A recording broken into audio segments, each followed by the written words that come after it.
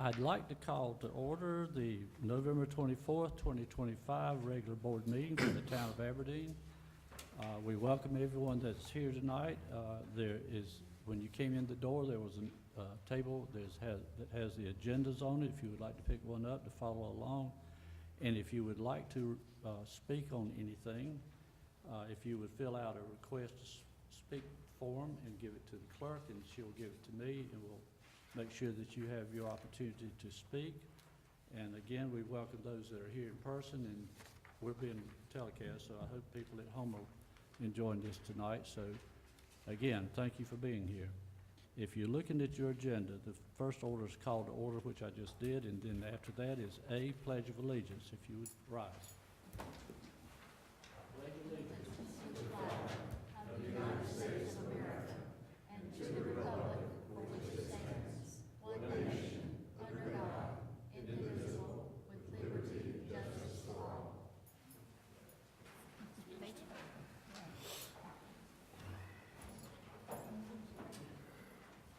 I was looking at the state flag because they moved the flag. Moved it, yeah.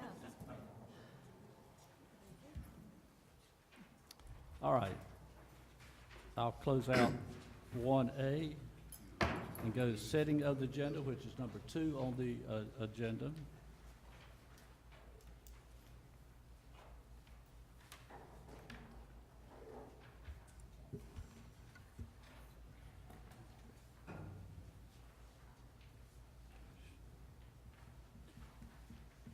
We're at number 2, setting of the agenda. I'll make a motion, we set the agenda as written. Second. There's a motion and a second to accept the agenda as it is presented. Any discussion from the board? Hearing none, all in favor? Aye. Any opposed? That motion carries. Thank you. Close that out and go to number 3, which is consent agenda. All items listed below, considered routine or have been discussed at length in previous meetings, will be enacted by one motion. No separate discussion will be held except on request by a member of the Board of Commissioners. A, consider approval of minutes of regular board meeting of October 27, 2025, work session of November 10, 2025, and closed session of November 10, 2025. And B, consider approval of agreement for professional services between the town of Aberdeen and the law offices of Environmental Litigation Group, PC. I make a motion that we accept the consent agenda as is. I'll second. There's a motion and a second. Discussion from the board. Anyone? All in favor? Aye. Any opposed? Motion carries. Thank you. Close that one out. Then we'll go down to informal discussion and public comment. And I need to look through my request to speak to see who might want to be speaking informally. There's one right here. Let's see.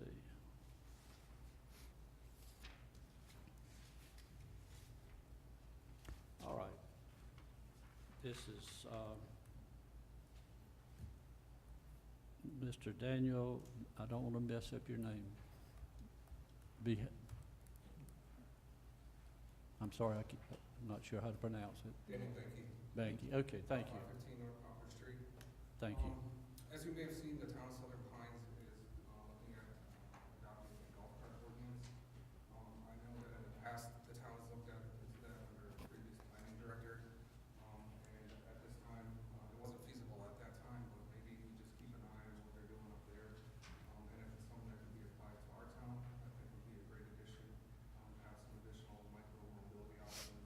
I know I'll be able to take it down to the library or go down and pick up some pizzerias here without having to get into a car. So I just would think maybe let's try to re-explore it and see what they do up there. If it's something that we can adopt, maybe we can take it into consideration. Yeah, part of the problem with that is the roads you were just mentioning are state highways, and you can't have a golf cart on state highways.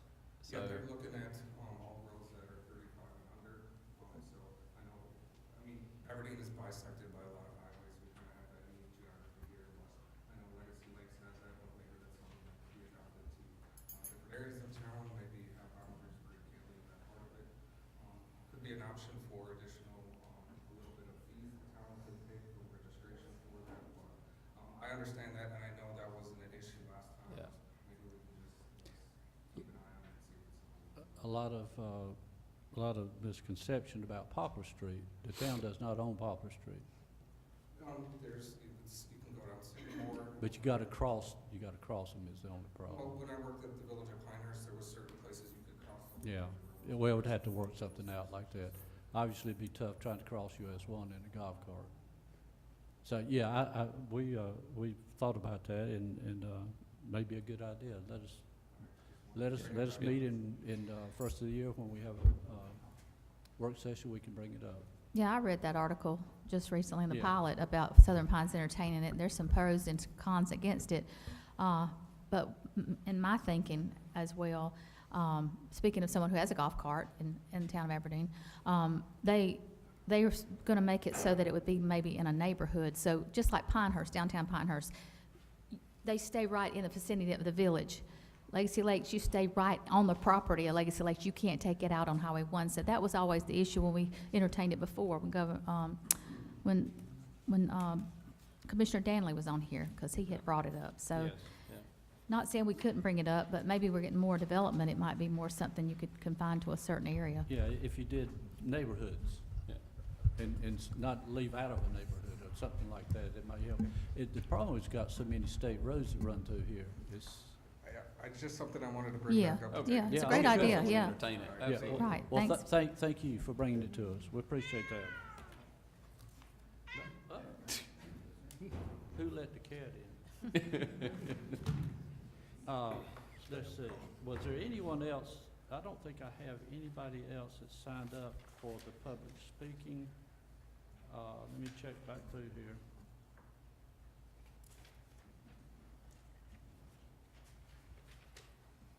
I do not. Does anyone like to come up and address the board while we still have the informal discussion and public comment? Everyone's welcome to speak. If you'd like to come up to the microphone and tell us who you are. If not, all right, I'll close out 4 and go to number 5, manager's report. Thank you, Mayor. As always, you've got your written report on your desk with the department by department updates and statistics primarily.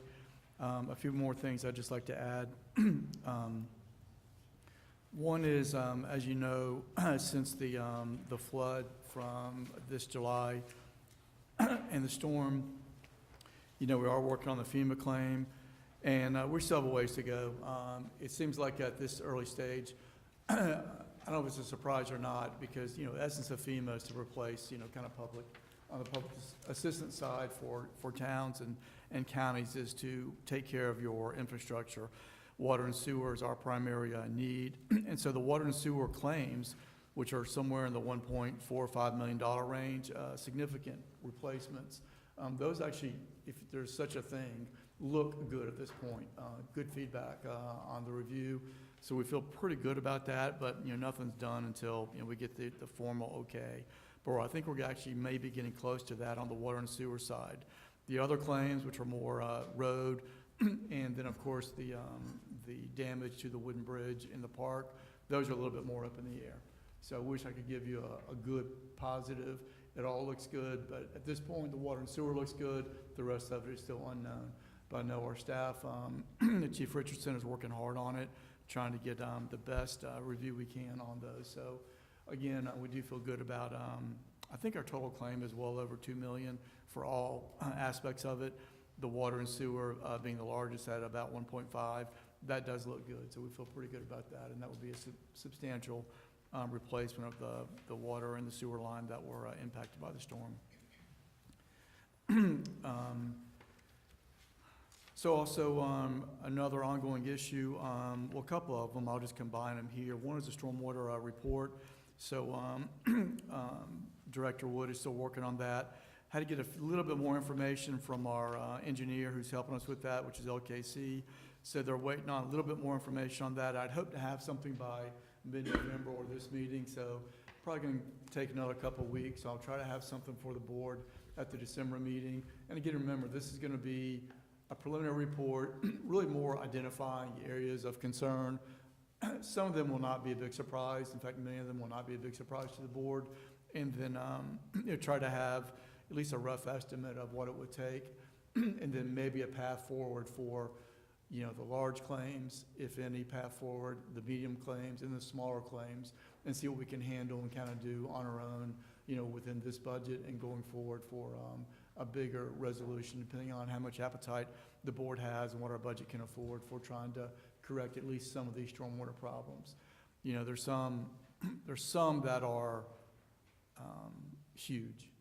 I think huge financial fixes that would require a whole funding mechanism and, you know, probably an increased rate of some sort to have a supplemental fund to even look at performing some of those. Some are a little bit more manageable, and some are going to be manageable, but in a piece-by-piece, small step phase. A few things here, a few things next year, a few things after that, that hopefully over a few years will come together with a, you know, with a viable, you know, improvement of where some areas that have long suffered. And, you know, some of the runoff created, you know, by development is certainly, you know, is certainly there. But a lot of the runoff was created not by development, but by the lay of the land, basically. And so what happens is, you know, you build in a hole, it starts to fill up with water. Maybe at first it's not so difficult, but over time it gets deeper and deeper because the water just catches up with you. So those seem to be more of the issue in Aberdeen because there's some low-lying ground. So again, we hope to have that report for you. And along with that, well, again, we'll have, again, I just want to call a preliminary report on our water system and its capacity, which still is in good shape, and our sewer capacity, which again is more of a county-controlled capacity issue, and we're in good shape in that regard in the general. But we'd like to give you some more detailed numbers when we can. I think doing it, you know, in this December, January timeframe, just so you have it in front of you, you know, so when you do look at new development, you kind of know the question is always, hey, do we have enough water? And the typical answer is yes, we do. But we always like to keep an eye on that. You know, are we getting to the 60-70% of available water, and what's our new well or wells going to provide us, and how is it going to change that ratio? So again, we're working on those, and I know, you know, it's been a big project for us. It's not easy just to put together quickly. So we're getting some help again, both from LKC and other resources with the state to give you at least a good preliminary report. And then from that preliminary report, we'll get some feedback from the board and give you maybe a more detailed report, maybe in March and April of 2026. So next, I've got the really the pickleball courts. You know, it's been kind of an add-on that we started looking at really in August, September. And lo and behold, some things go quicker than others. And because of the paving opportunity we had when there was some work being done in that parking lot right beside it, those pickleball courts are essentially completed, which is kind of hard to believe. It seemed like it happened pretty fast. I know for a while it seemed slow. But once the pavement got constructed, the period of the drying in, we got through that pretty well. We got that one coat of green on there. We got the line striped in the last going back about a week and a half, 2 weeks ago now, and the nets are up as of today. All 4 nets are up. So Mayor, got a few little things to do, but we think we're actually going to be able to use those or open them to the public by the close of business, if not tomorrow, on Wednesday, without too much trouble. So basically, we'll unlock the gates and let them have a little break-in period. There's a few little things to do here and there. We're trying to get the signs that go up on the fence, which we have produced. They're done. Trying to get them on the fence so we have a baseline of rules on those, and that's what's going to happen tomorrow. Hopefully, we can get those up tomorrow, and we'll have some daytime only pickleball because our courts for use. The lights won't be up. We got to plan those and get that in place. That's probably more of a spring scenario, but we hope we'll have that. And we have looked into, and actually the more we looked, we got a better and better deal on getting some windscreens. Those won't be up tomorrow either, but we're going to start looking at ordering those and maybe have those up in. I'm not sure how long the turnaround time is. They kind of do a custom fit and cut for those. So I'm guessing that's probably going to take 3 or 4 weeks, but that'll be here in the near future. So really, it's come together very well. Really happy with staff. They've just done a great job. And although we had some contract outside help, you know, with the pavement and even the painting, the staff filled in the blanks a lot. Was a lot of that work and that effort. So hats off to our Parks and Rec crew, but also to Eric and his crew in Public Works who did a lot of that work. So they did a great job. So if you haven't had a chance, just take a drive over the holidays and just take a look down there. And if it's after Wednesday, bring a racket with you and have some fun out there if you want. And then finally, Mayor, as always, the new library report. So again, I think the board had a chance to go out there after our last meeting about 2 weeks ago and saw basically everything going on. So we're extremely close to getting through our punch list items. So we're well on track to have that finished here. Really, again, that's another thing that is finished minus a few punch list items. The only thing that's not going to be through when we are, completely finished and CO'd will be the awnings. I think you've heard this story many times. We're just waiting for those to be, fabricated, but we're going to open before the awnings are shipped in. But that's really just covering the front and back entrance, with a material type finish on those. So waiting for those, but the rest of it will be completed. And I do want to give you a heads up from the Friends of the Library. I think we don't have exact dates, but I think we had some preliminary dates in the first 2 weeks of January to start the opening ceremonies. They've asked to say, hey, we might need another week or two. So I'll let you know a little bit more, maybe by the December meeting. So just kind of pencil in on top of what you've already got penciled in, maybe a week or two later for that, maybe mid-January or the third week in January for those openings. We had 2 or 3 different events planned. I think I just wanted to make sure, because it's one thing to have the building complete, Mayor, it's another thing to have everything moved in and set up. So I just want to make sure they weren't too rushed with it. They could get it done in a timely manner. So I did meet with the regional library system and the county representatives about the hours of operation. And again, I sent a message out last week to the board just indicating, the base hours won't be a big surprise. The holidays are pretty much tracked our same holidays. And we'll get a more set schedule that we'll recommend to the board that we've worked through.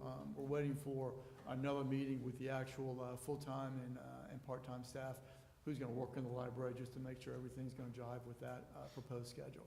So we're really close on that. So we're kind of getting these final kind of items squared away. Working on the maintenance and the cleaning of the facility, which we feel pretty certain we can use our in-house staff for that. A little help from the full-time staff just to keep things tidy, and then get it cleaning at least once a week by our existing maintenance staff. So we've got that. And then, Mayor, if you didn't notice or even notice that slight smell that still lingers here in this room, is the ceiling that we've had painted, repainted. That's why it's all nice and shiny at this point. And starting tomorrow, I think first thing, because we had to take a break for this meeting, if you remember the sound barriers that they're going to put up on the flat portions, on the pie-shaped wedges there, that'll start tomorrow, along with the electrical. Will be the first step to rework some of the electrical outfits with the lighting. And then they'll put up the sound boards or the sound material that will help absorb this echo that we've been living with forever. And they'll also replace all of these lights with some new light fixtures. We're hoping to have all that done in the 2 weeks between this meeting and our December 8th meeting in the near future. And then, Mayor, finally, if you just have as a reminder, on your written report, I just gave you another list of the upcoming events and meetings for the next couple of weeks and the holiday schedule, just so you have that as a reminder. So it's on the last page of your report. And Mayor, that's all I have, unless you have some questions or a board member has a question. So, Paul, you're saying the library grand opening may or may not be January 9th. Is that what That's you're right. saying? It Okay. won't be. You'll keep us in the loop. Thank Yep. you. It's going to have to be moved back Okay. a little bit. I'll take it off my calendar then. Yeah. Thank you for that report, and there's some exciting things happening in Aberdeen. Parks and Rec will be able to offer the pickleball courts, which is something we've not had before. A lot of towns have them, and we're glad to have this. And if you haven't seen them, ride by down there and see them. So that's exciting for the town. And then also, there was a great article in the Pilot. We made the front page of the Pilot with the new Aberdeen Library. So if anybody saw that, that was a good article. Thank you, Ms. Anna, for that. And so we've got exciting things happening. We're going to have a new library after the first of the year. If you're a pickleball player, and I've never done it, but if you have, we've got courts for you. And this is moving the town forward. Plus, if you've ridden through downtown, you see all the lights now, the Christmas lights, the white lights on the buildings. It looks very nice down there. Anyone else? Few vacancies on the lights would make it look better if they were all consistent. but- Yeah, I see it too. All right, I'm gonna close out the manager's report, which is number 5, and then number 6, public hearings and new business. A, zoning map amendment request, ZA 2505, submitted by Colin Webster on behalf of Grosvenor Land LLC to rezone, plus or minus 6.08 acres, located east of US Highway 1551 and north of PD Road, from office, institutional, general, commercial, and R10 to the RM6 zoning district. And this is, Pam, is this a public hearing? Yes, sir. Okay, this one is, okay, it's a public hearing. Yes, thank you. This will be the first of 3 public hearings tonight on zoning map amendments. So sometimes our projects tend to come in waves, and right now we're in a rezoning wave. So I'll run through these slides. We have at least one representative of the project present this evening to take questions or add anything that you may want to know about this project that I may not have covered. This may sound and look a little bit familiar to you because we recently had a public hearing on annexation of one of the parcels that's involved in this rezoning request, and that was approved. So this is a zoning map amendment that would take just under 6 acres of property that includes some whole parcels and some partial parcels, and remove them from a variety of existing zoning districts, including the office institutional, the general commercial, and the R10 residential district, and move those to the RM6 residential district. And these parcels, which I think we're all familiar with the location, but for the record, they are just northeast of the intersection of US 15501 and PD Road.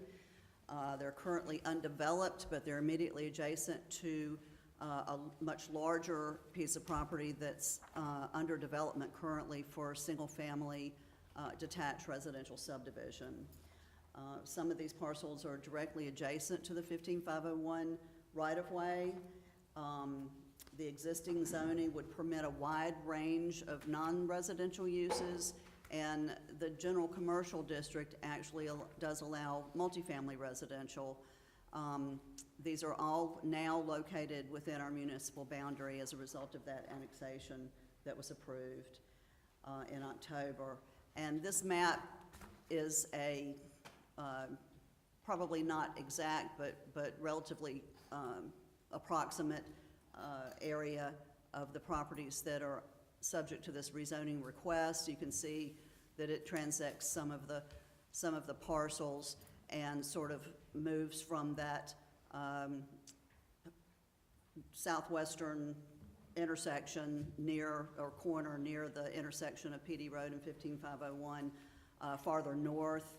And of course, these properties don't look like this today, particularly the properties to the east, which are being developed now for the residential subdivision.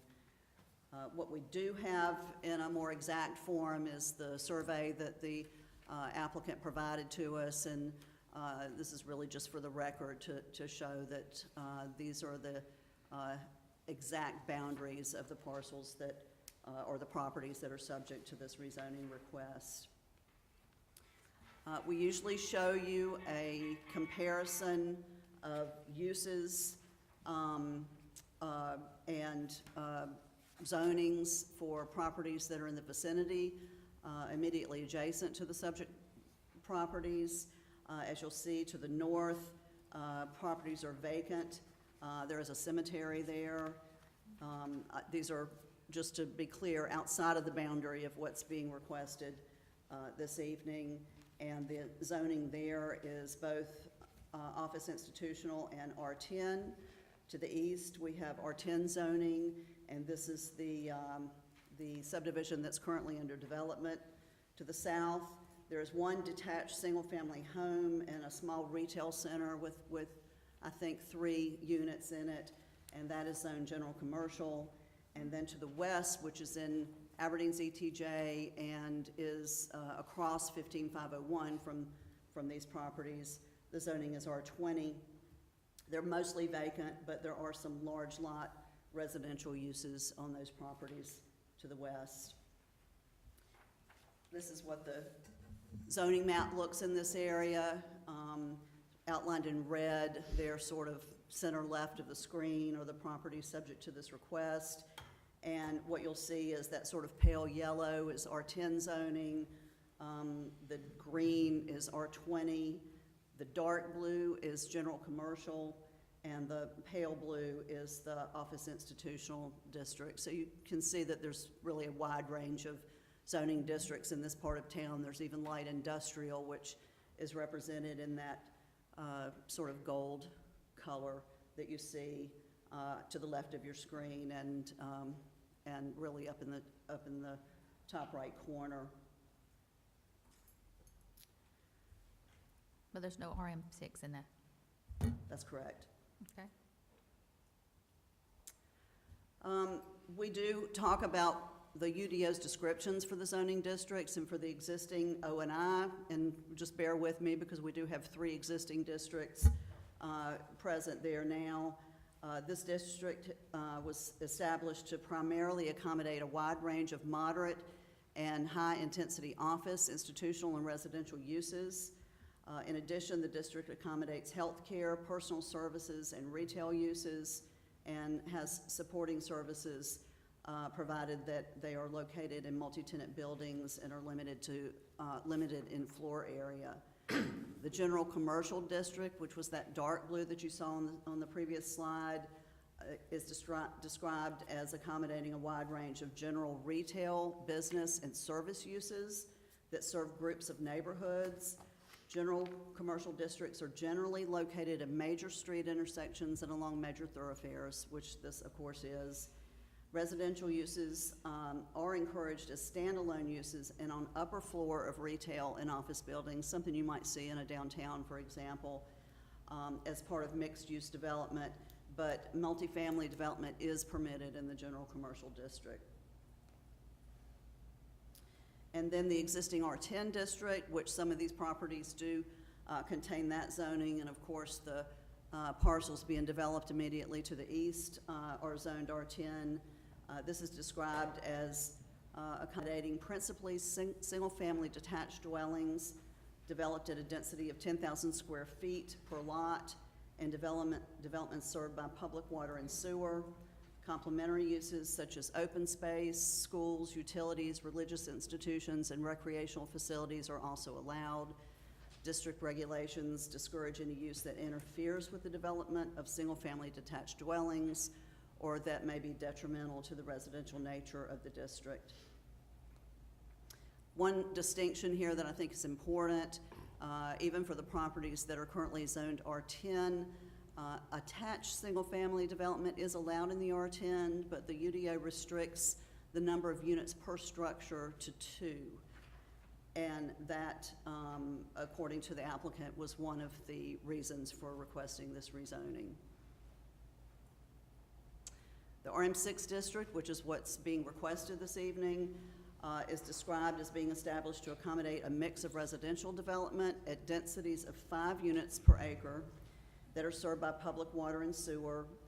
It lists complementary uses such as open space, schools, utilities, religious institutions, and recreational facilities, and that the district regulations discourage any use that interferes with the development of residential development or that is detrimental to the residential nature of the district. Just want to mention that the change here, even though even in some cases we're moving from R10 to RM6, they're both residential districts. The proposed zoning would permit 6,000 square foot lots as opposed to the 10,000 square feet that is allowed in the existing R10 district. There is some reduction of setbacks as well and lot widths. that you see listed here.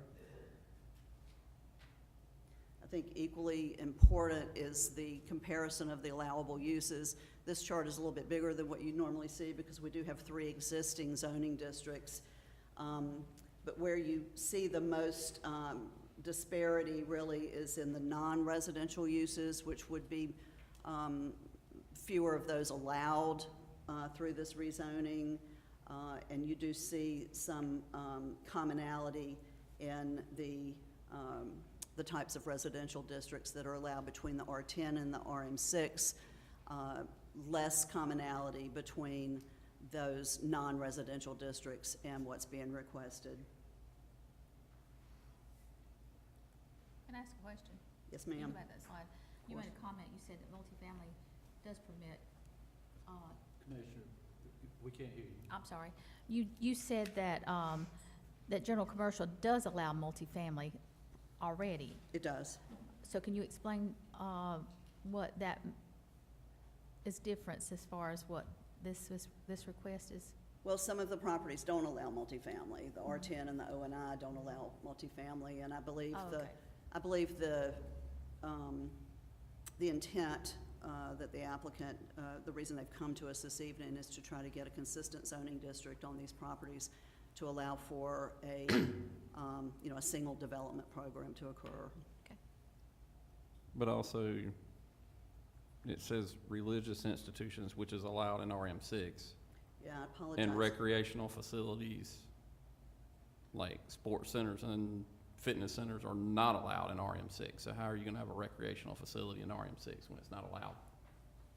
Right, and I don't think that that's the intent, other than with the open space requirements for residential development. And I'll certainly invite the applicant to speak more to that, but the intent, I believe, of this development is to create either a multifamily or a single-family attached residential development here. There will be some open space requirements, obviously, and, you know, they'll need to meet other requirements of our UDO infrastructure and other specifications. So are schools allowed in RM6? Because that's not on the chart, because it says complementary uses also at schools. But that, I don't see that on the chart. So is that allowed in RM6?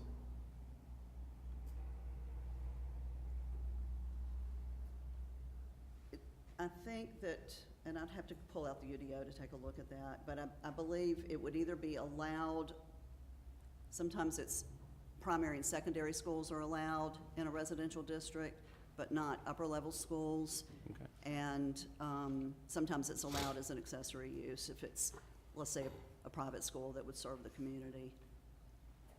But I'm happy to pull the It says that. UDO and take a Ms. closer Graham, look. can It you, says it right there. Yeah. That they're allowed. But it's not It's not on the listed chart. either. It's can not you on the chart. put that, True, true. slide back up where it showed the colors? Yes. The zoning maps? Yeah, that one right there.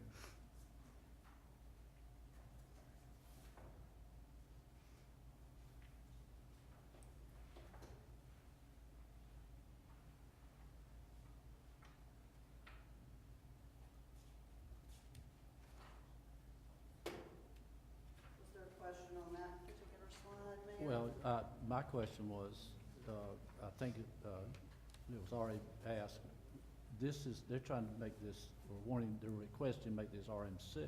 Yes, sir. But if you look up there, there's not another one there, it's all R10. Most of what you see on that map right here is R10. Right, I asked that question, yeah. Yeah. So, related to schools in particular, minor and major schools, which I'll have to look up the definitions for those, are allowed with special use permits, and college and university or other post-secondary education facilities are not allowed in any of the residential zoning districts, in fact. Does that answer that question, Mayor Pro Tem? Yes, ma'am. Thank you.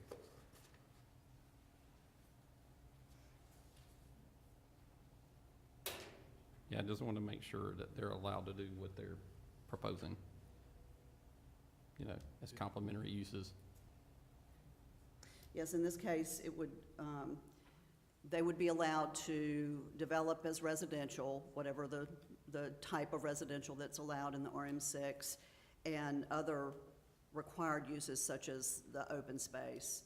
I don't know that there's any proposal for a recreational facility at this, for this rezoning request. If it were to be rezoned, the RM6 would stand alone, correct? Because it's surrounded by R10, is that right?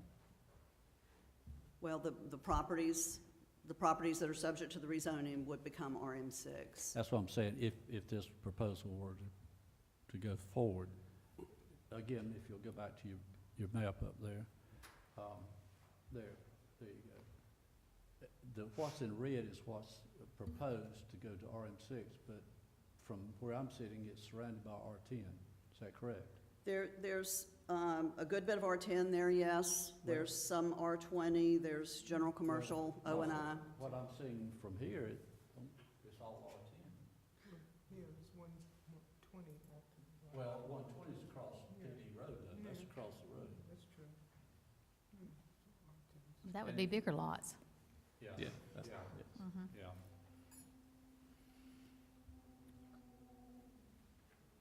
Are we Are ready? you gonna address like spot zoning? Could this be considered spot zoning if we do this?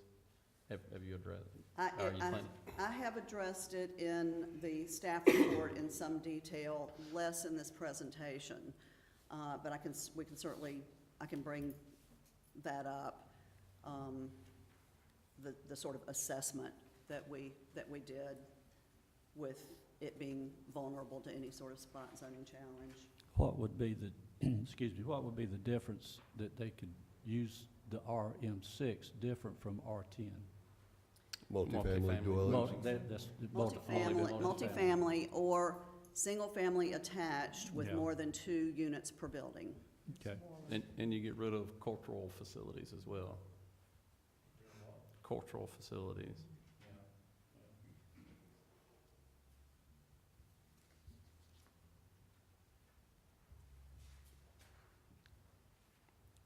How many multifamilies did you say were allowed in the general commercial, in the one piece? 2, Just 2 still yet? yeah, maximum attached Okay. dwelling units. Yes, 2. That's two as one unit, not 2 total for the whole parcel. True, So you'd have true. to have- Right. 2 That'd be like attached, two- only 2 basically, attached yeah. versus 10 attached or whatever, yeah. Yeah. Right, but it would be like a duplex, and Basically a you'd have duplex. setbacks. Right. That's separated what's in, so you allowed could now have in that one 20 piece duplexes there that's possibly, but they general would all have to commercial. have their Yeah. setback and separation. That's correct.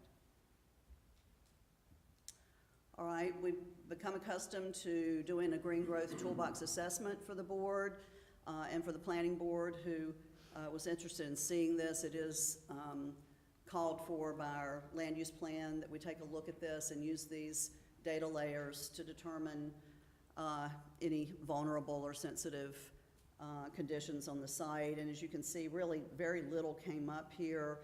There are some wetlands north, a good bit of ways north, and that's that sort of blue, and some over to the west, but nothing came up on this side at all.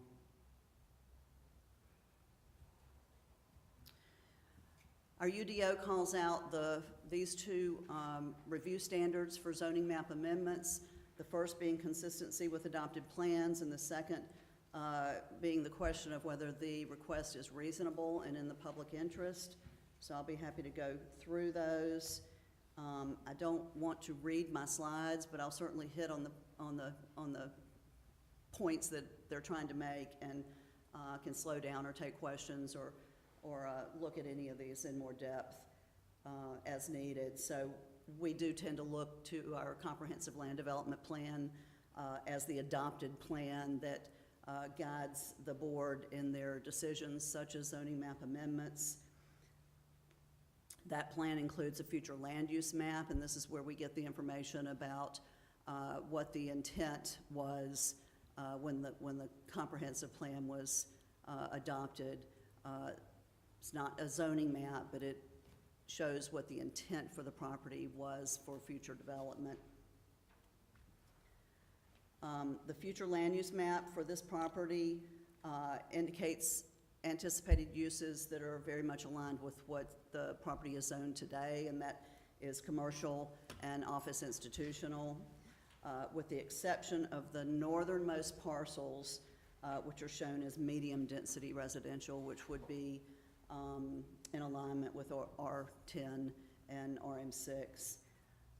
That being said, there are a number of goals and objectives in the plan that speak to the town pursuing a range of housing options, and that's what this goal number 5 states. So these goals are more overarching, and then the objectives and strategies sort of get into more detail about how to achieve those goals. So goal number 5 is that Aberdeen would provide an inventory of options for industrial and business development. And goal number 7 is that Aberdeen will support infill development, which this certainly is. This first objective speaks to providing for orderly growth in the South Aberdeen planning area, which is where these subject properties are located, to accommodate future residential needs. And then the next objective is to support commercial uses in areas appropriately zoned for that use, and with access to required transportation modes. This is that future land use map that I mentioned earlier. It's a little bit difficult to sort of zero in on this property because the colors of the map. But you can certainly see PD Road making that dogleg turn just south of the property. And basically what you see here is the medium density residential, the commercial, which is red, and the office and institutional are the colors that you'll see here on this future land use map for these properties. So if we were to rezone this to RM6, if we would rezone this to RM6, what would it be considered, the brown? RM6 would be high-density residential, yes.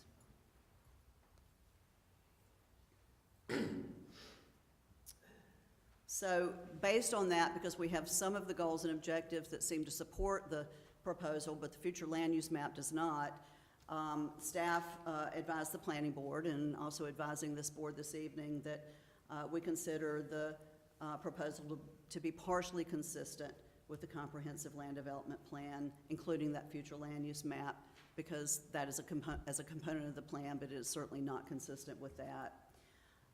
And just keep in mind that a determination that a proposal is not consistent with plans does not preclude you from making a decision in favor. You just have to create a statement justifying why that was a reasonable decision. And we can certainly look at that more in detail when we get to motions, if the board is prepared to make a decision this evening. The next question, which is, this is the review standards for rezonings, reasonableness, and public interest. We look to the implementation section of the comp plan, and that recommends that the following questions be part of your deliberations. 1, does Aberdeen need more land in the land use requested? We've certainly seen studies that indicate that we have a shortage of housing in southern Moore County and elsewhere. It's certainly not exclusive to us. And this core housing needs assessment that was produced last year determined that a housing gap of over 7,700 residential units is projected in the southern Moore County region up through 2029. This proposed rezoning obviously positions the property for multifamily or attached single-family residential development in an area that is bordered by dissimilar uses and removes the potential for uses commonly associated with highway corridors. However, the proposal would create an opportunity for higher density residential development with the potential for providing attainable workforce housing to the community. And I bring that up because that was a specific statement that was provided by the applicant in the application. Next question was, is there property in the town that might be more appropriate for the use? And we're always very careful to remind that any of the uses allowed in the requested district could be developed for the property. The expectation for this is that it would be developed either for multifamily or attached single-family residential uses. And this is just coming from discussions with the applicant, and I will certainly invite him to speak more to that. And then that distinction of the number of units per building. This rezoning initially came in as a request for the R10 district, and when the applicant recognized that they would be restricted to that 2 units per building, they withdrew that application and reapplied for the RM6. Next question, is the request in accordance with the Aberdeen Land Use Plan? We just went over that. It is not in accordance with the future land use map, but there are some goals and objectives that support this type of infill development in Aberdeen. So this is always tricky. We advise the planning board that it could be considered to be partially consistent. And we'll look at in just a moment what their determination was. And of course, this board has the discretion to either follow that or choose their own path. Will the request have a serious impact on traffic circulation, parking space, sewer and water services, and other utilities? There's no public sewer directly accessible to the site, but that's being developed as part of the development plans for the subdivision immediately to the east. And the public water is available on both 15501 and PD Road. We are certainly looking more closely at capacity when these developments come in, or these requests come in at the TRC level, when we're actually looking at a plan and seeing what the needs will be for water and sewer. The anticipated traffic counts, also, we don't know that until we see a development proposal. If it meets the threshold of, or exceeds the threshold of 150 vehicle trips during peak hours, then a traffic impact analysis will be required. Is that 150 trips from that development or from that whole entire area? From that development, yes. Okay. That's in our, the town's development guide, that's the threshold. So we're past that now, if that's the case. It's from that development. And next question, is there a good possibility that the request as proposed will result in lessening the enjoyment or use of adjacent properties? We may hear from some people this evening that have opinions on that. Obviously, anytime vacant land is developed, there are some impacts to neighboring properties. This development, this request could potentially have fewer impacts than some of the uses that are allowed there now, including commercial, which the districts that are there now would allow some pretty intense development or uses, including broadcasting facilities, freight movement, adult entertainment in the GC. So we're definitely moving away from that to a more residential use with this request. And then, will the request as proposed cause serious noise, odors, light, activity, or unusual disturbances? And do standards exist to govern these disturbances? And they do. Residential may have fewer of these types of impacts than some of the uses allowed today, but we certainly do have light trespass and noise ordinances present that would regulate those potential impacts. And then lastly, and I really sort of summarize this because there's a range of considerations. I mean, spot zoning is not illegal in North Carolina, but they can be, a rezoning can be challenged as a spot zoning, and in which case would put the town in the position of defending their decision, and the challenger would need to successfully prove that these things stand in the way of a reasonable decision about the zoning, and that includes the relative size of the property, meaning relative to other properties in the area, the anticipated benefits offered, the offering of uses that address an established need in the community, that those would be insufficient to overcome the land use plan consistency, which we've already established.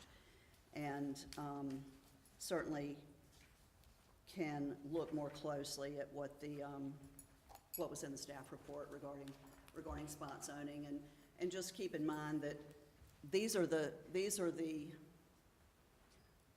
items that would come up in a potential court case. So if staff makes an assessment of whether the relative size of the property does not lend this to a spot zoning concern, that's staff's opinion. So we're somewhat cautious in how far we go with that, but these would be the items that a challenger would need to prove in a spot zoning challenge. Well, if you look back in history here, it looks like the office institutional was spot zoning when it was done, because the rest of it is R10.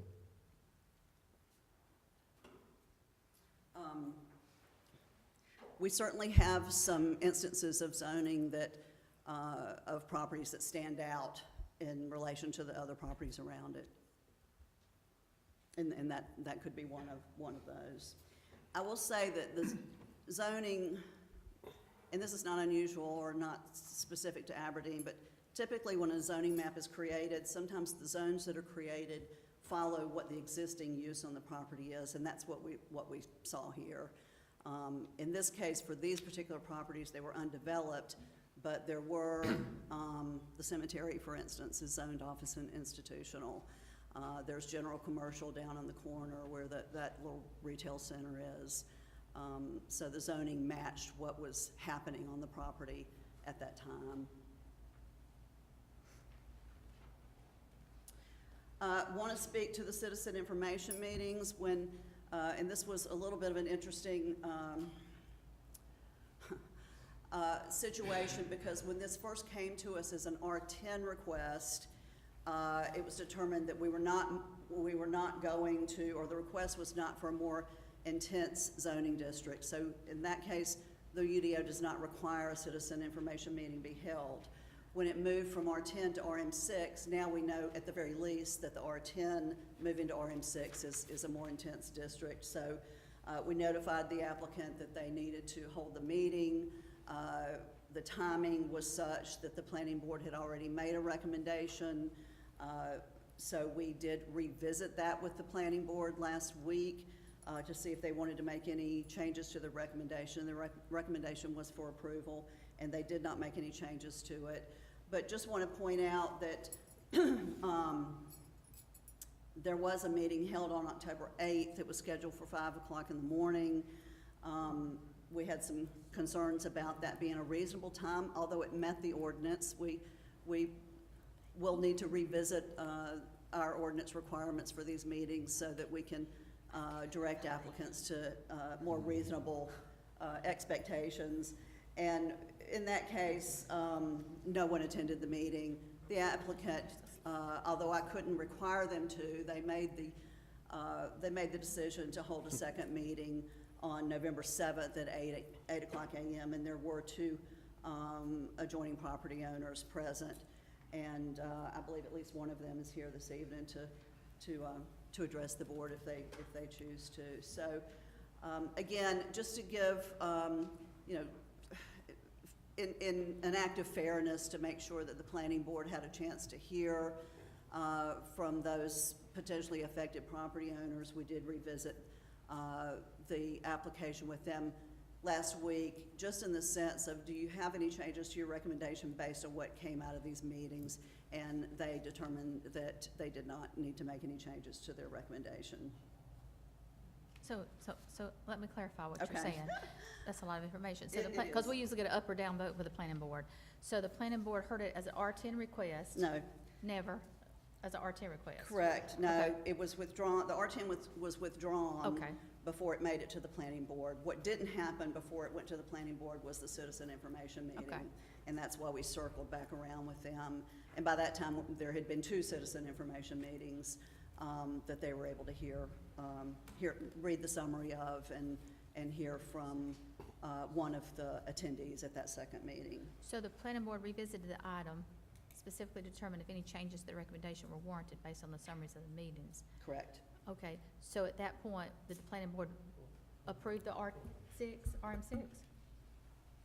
Did They they did. approve the RM6? They did. Well, they recommended approval of the, The planning board recommended approval, yes, ma'am.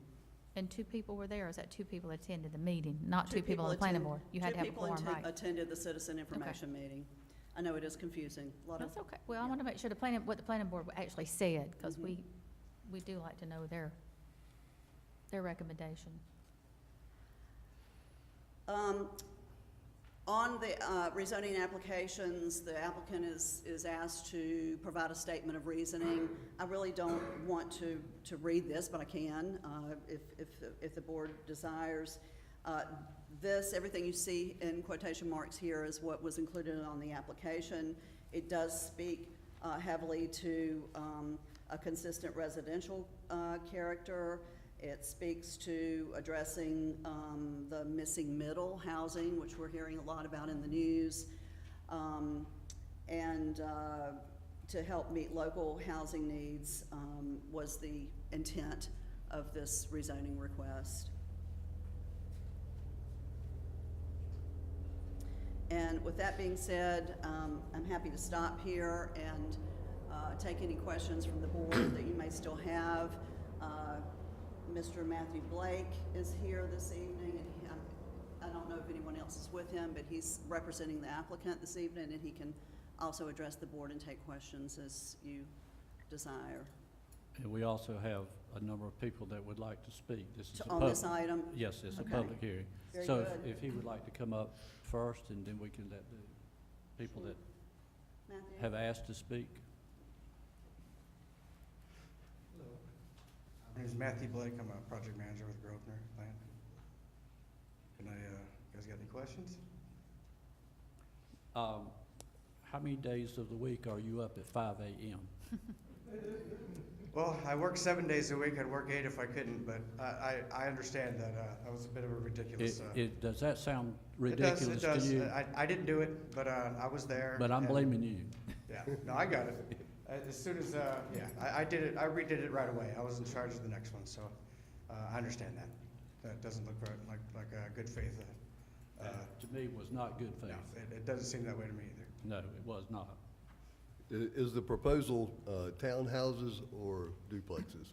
Well, yeah, from the R10 to R6, our intention right now is preliminary designs for single attached townhomes. So the difference in the R10 and the R6 was what Pam had stated, where it would allowing 4 to 5 units per building would allow us to offer a more affordable price point.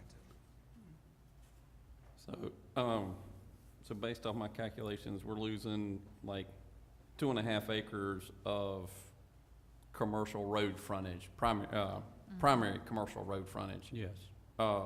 Was there any thought about trying to save some of that for future commercial along that corridor? You And know, the only I- reason I say that is because if you start building homes close to 15501, just like we've got, 211 going to Fayetteville, where all those homes were built just a few years prior to the widening, and then these people were no longer have a home. What if that happens along here? Has there been any thought with your bosses as trying to maintain part of that property for, I wouldn't say GC just because of some of those uses, but maybe O&I to kind of restrict some of those uses and still maintain a commercial I would, thoroughfare? I would attach to what Commissioner Bowles is saying. 15501 is not going to stay 2 lanes. Oh, yeah. So if you build houses up anywhere close to it, you're going to lose them.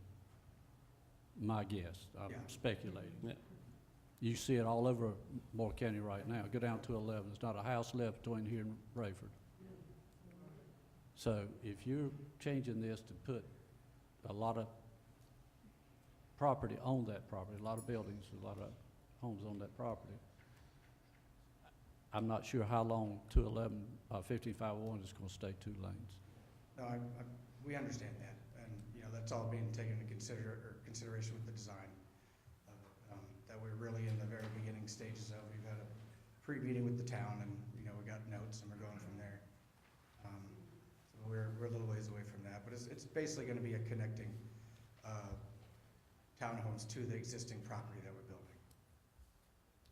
But still, no, you've not seen any consideration for leaving some O and I along that corridor? I have not, I'd be more than happy to talk with my bosses about that. and What's see your if there's- reasoning behind that? For just the purpose of people not losing their homes again later They're down the gonna lose their road. businesses if their businesses are Well, there. What's the difference? They can work with the businesses, you know, if it's done properly. And it's gonna be more consistent with what's going through that corridor now, what's already along that corridor. There's not a lot of land there when you look at it from here. So, I mean, if you were gonna take in consideration, it's possibly gonna be a 4-lane at some point in time. I mean, it's gonna make that property be very, very thin. Well, my thought is, do we want townhouses along there, or do we want a used car lot?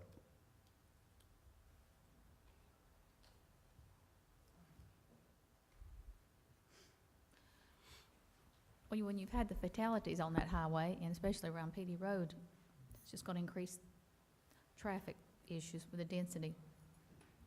I will mention one thing, because you brought that up, and I think it's important, because this was discussed during the planning board meeting about access to 15501 directly from these properties, and NCDOT having a separation requirement between intersections and that sort of thing.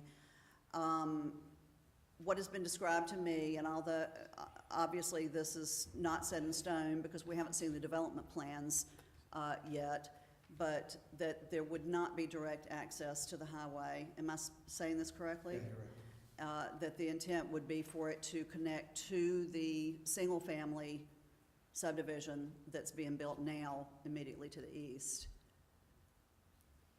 I want to address Commissioner Helms's comment. Under O and I, vehicle establishments are not allowed. Mm-mm. That's But why I was general- saying but O and general I, commercial? not, huh? What about general commercial? It is in general commercial. Okay, it's right there. And that's why I was saying O and I would be better fit along that corridor, not GC, because that restricts some of the stuff.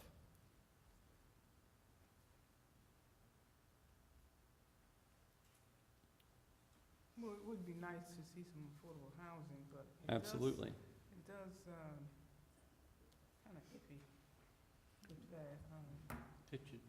that, But your decision, definition of affordable housing, could be anywhere from 150,000 to 200 now, in the age we're living in, and so that may not even be affordable for an educator or a nurse.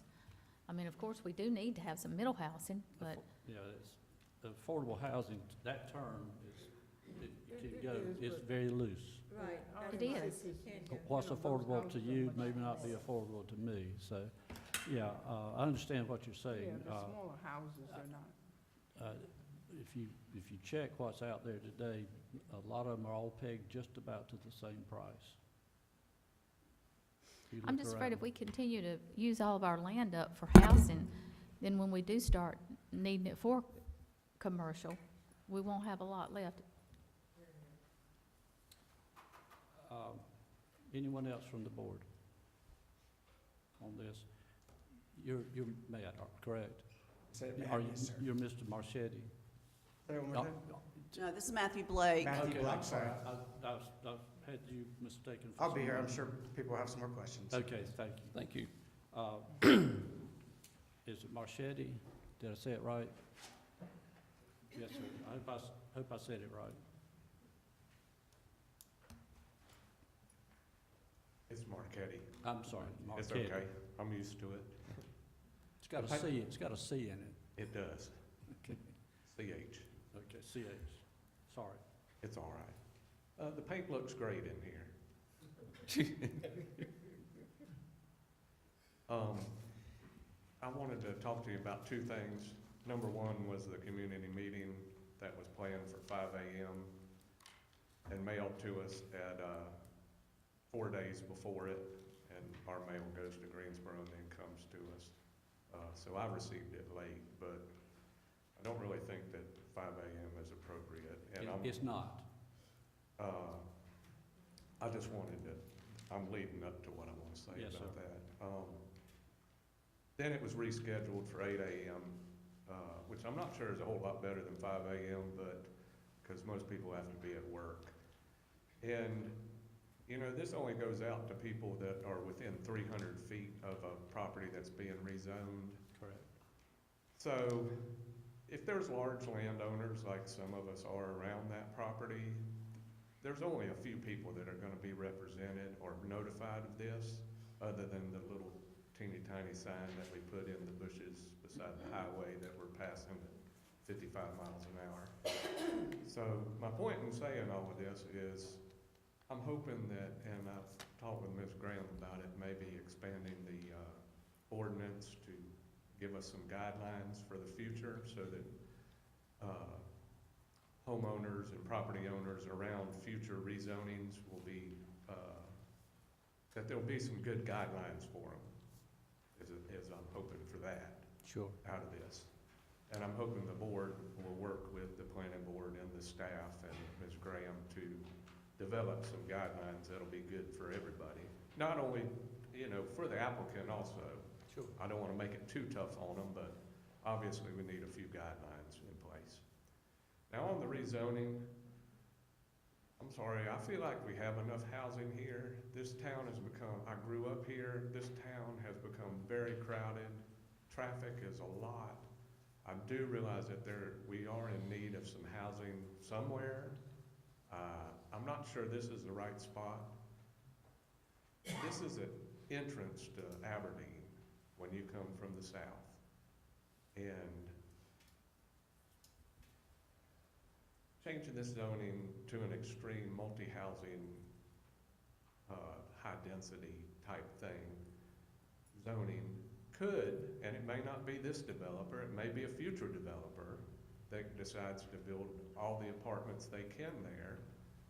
The entrance to Aberdeen could be the back of apartments, just like on Saunders Boulevard. And that's the entrance to our town. And with them saying that there's gonna be no entrance off of 15501, that they're doing it from their community, that only increases the probability that we will be looking at the back of apartment buildings when we drive into Aberdeen. And I'm sure we all want a good inviting entrance to Aberdeen. But I feel like we have enough housing in our area. There's R10, there's gonna be hundreds of houses already behind it. They're the adjacent landowner. We don't even know the impact to that in our town. Sandy Springs has expanded. There's a whole lot of traffic there on that road and in that area. There's a PUD plan just down the street, which is supposed to have a whole bunch of more housing.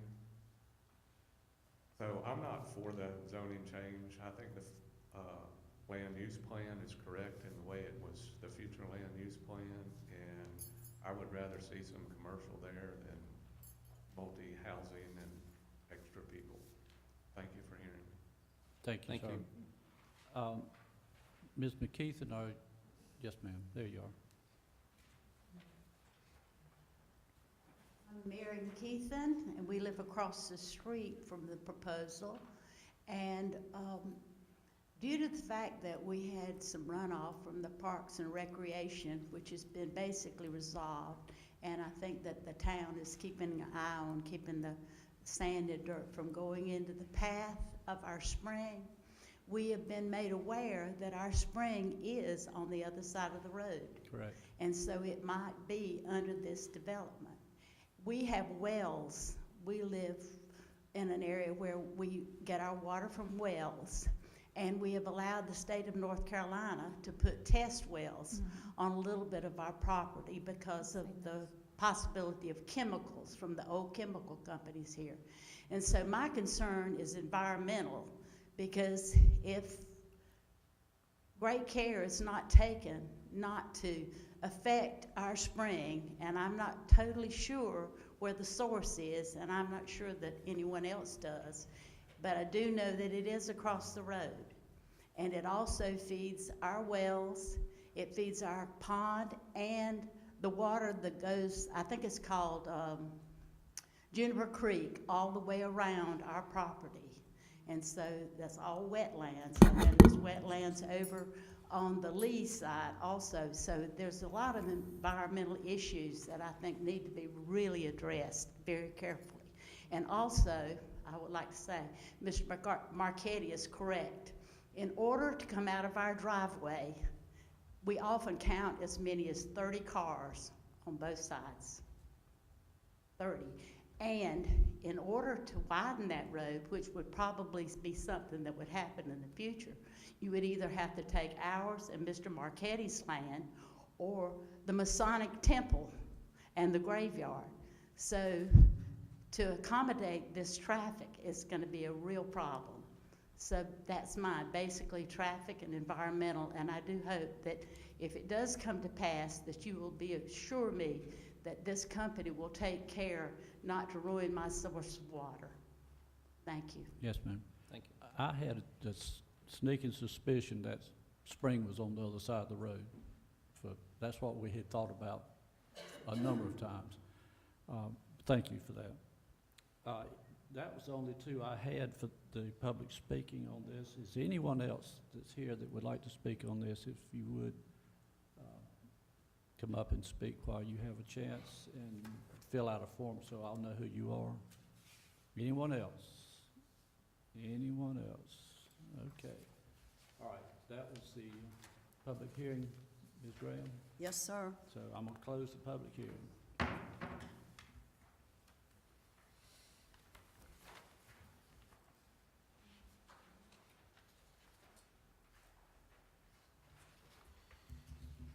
All right, so we're down to 2, 3, and 4, if you'll see it on your agenda. Consider if zoning map amendment ZA 2505 is consistent with adopted plans for the town of Aberdeen.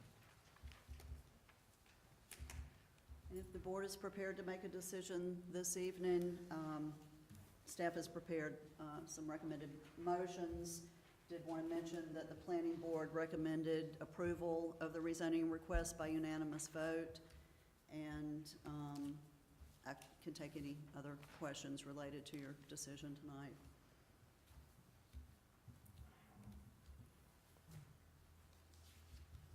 All right, we've got 2, 3, and 4. I make a motion that the proposed zoning map amendment ZA 2505 is not consistent with applicable plans of the town of Aberdeen. Is there a motion? Is there a second? I'll second. There's a second. Discussion. Hear no discussion. All in favor? Aye. That motion carries. Thank you. Do we go to number 3? Number 2. That was number 2. Yeah, motion 2. Number 2, down to 3, correct? That was motion 1. That was, yeah. Number 3 is consider if the zoning map amendment ZA 2505 is reasonable in the public interest. I make a motion that based on the information presented by the applicant, staff, and other interested party, the proposed zoning map amendment ZA 25-05 is not reasonable and in the public interest. There's a motion. Is there a second? Second. There's a second. Discussion from the board. Well, after hearing from Mrs. McKeithen, I think it's probably not in the best interest of the people to change the zoning. So we have a motion and a second. Further discussion from the board? Anyone? All in favor? Aye. Aye. Okay, so that's number 3. Number 4, consider approval of an ordinance approving a zoning map amendment for ZA 2505 and adopt the statement of reasonability of land development plan consistency as drafted. Or. There's an or. Oh, I'm Right, there sorry, it is. or reasonable. Yeah. I'm sorry. No, it says, or the Board of Commissioners issues denial of the proposal zone map amendment I'm ZA reading it 25, off here. based off, yeah, based on the following. I'm reading it off here. I'm sorry. That's all right. It's all is there a motion for number 4? Where are we? For motion 3. I make a motion the Board of Commissioners issues a denial of zoning map amendment ZA 2505 based on the following, that it's not in the best interest of the public and higher density. All right, there's a motion, is there a second? Second. There's a second, discussion from the board. All in favor? Aye. All right, so there, that was that one. Thank you. Now, what I will need to do is, well, I won't actually need to do that. I won't need to make any revisions to your statement because you've issued denial for the Yes. project, so that completes that rezoning request. Okay, so I'll close that one and we'll go to B, zoning map amendment ZA 2504 submitted by the, And I would like to say, can I make a comment yes, ma'am. on that past? I mean, this project can still apply for R10 They can come. because in. part of it is R10. They can So ask- it's not like they can't. No, none of it's R10 now, I don't think. Yes, Yeah. I thought one piece was. some of it is, One yes. piece was. I'm sorry. So it's not as if they can't build at all still yet. It's Yeah. already, but at least the high density is not Yeah. an issue at this time. All right, B, zoning map amendment ZA 2504 submitted by Ribera Development LLC for a planned development on plus or minus 122.3 acres located east of Highway 5 and south of Olivia Lane, identified by parcel number 000143326 and 000544841. Thank you, Mayor. I won't read this because it's pretty much what you just said, at least this first paragraph, except I do want to dive just a little bit into why this request is from planned development to planned development. And that is because planned developments are not like any other zoning district that we have. They are basically a tailor-made district that is proposed by the applicant, and it comes with a site-specific development plan and standards. So we have an existing planned development zoning district on this property now, and this applicant has come forward with a new plan, a new set of allowable uses, and new standards for the property, which you described quite well in your introduction. I will say that this was approved in 2019 as a planned development. I'm going to show you in a moment what that proposal looks like. This particular application states that the vision for the project is to provide a variety of upscale housing types for the growing Sand Hills region, with a variety of amenities that will serve the anticipated homeowners' needs. That comes directly from their application. I think we're all familiar with the property. This is at the very northern boundaries of Aberdeen's jurisdiction, here just east of NC5 and just south of Olivia Lane. And- I'm sorry, this, failed to say, this is also a public hearing. Yes, thank you. This plan is the plan that was approved in 2019, so I just want to make that clear. What you're looking at is not what's being proposed this evening. This was the site-specific development plan that was approved in 2019. It also came with, the plan included 370 residential units that included single-family, townhomes, and multifamily residential, and it also included 120,000 square feet of retail and office uses. So that's what's on the books today. That's what could be built today without any changes being made. Do you know what date that was in 2019? I don't have the You don't exact have date. that date, no.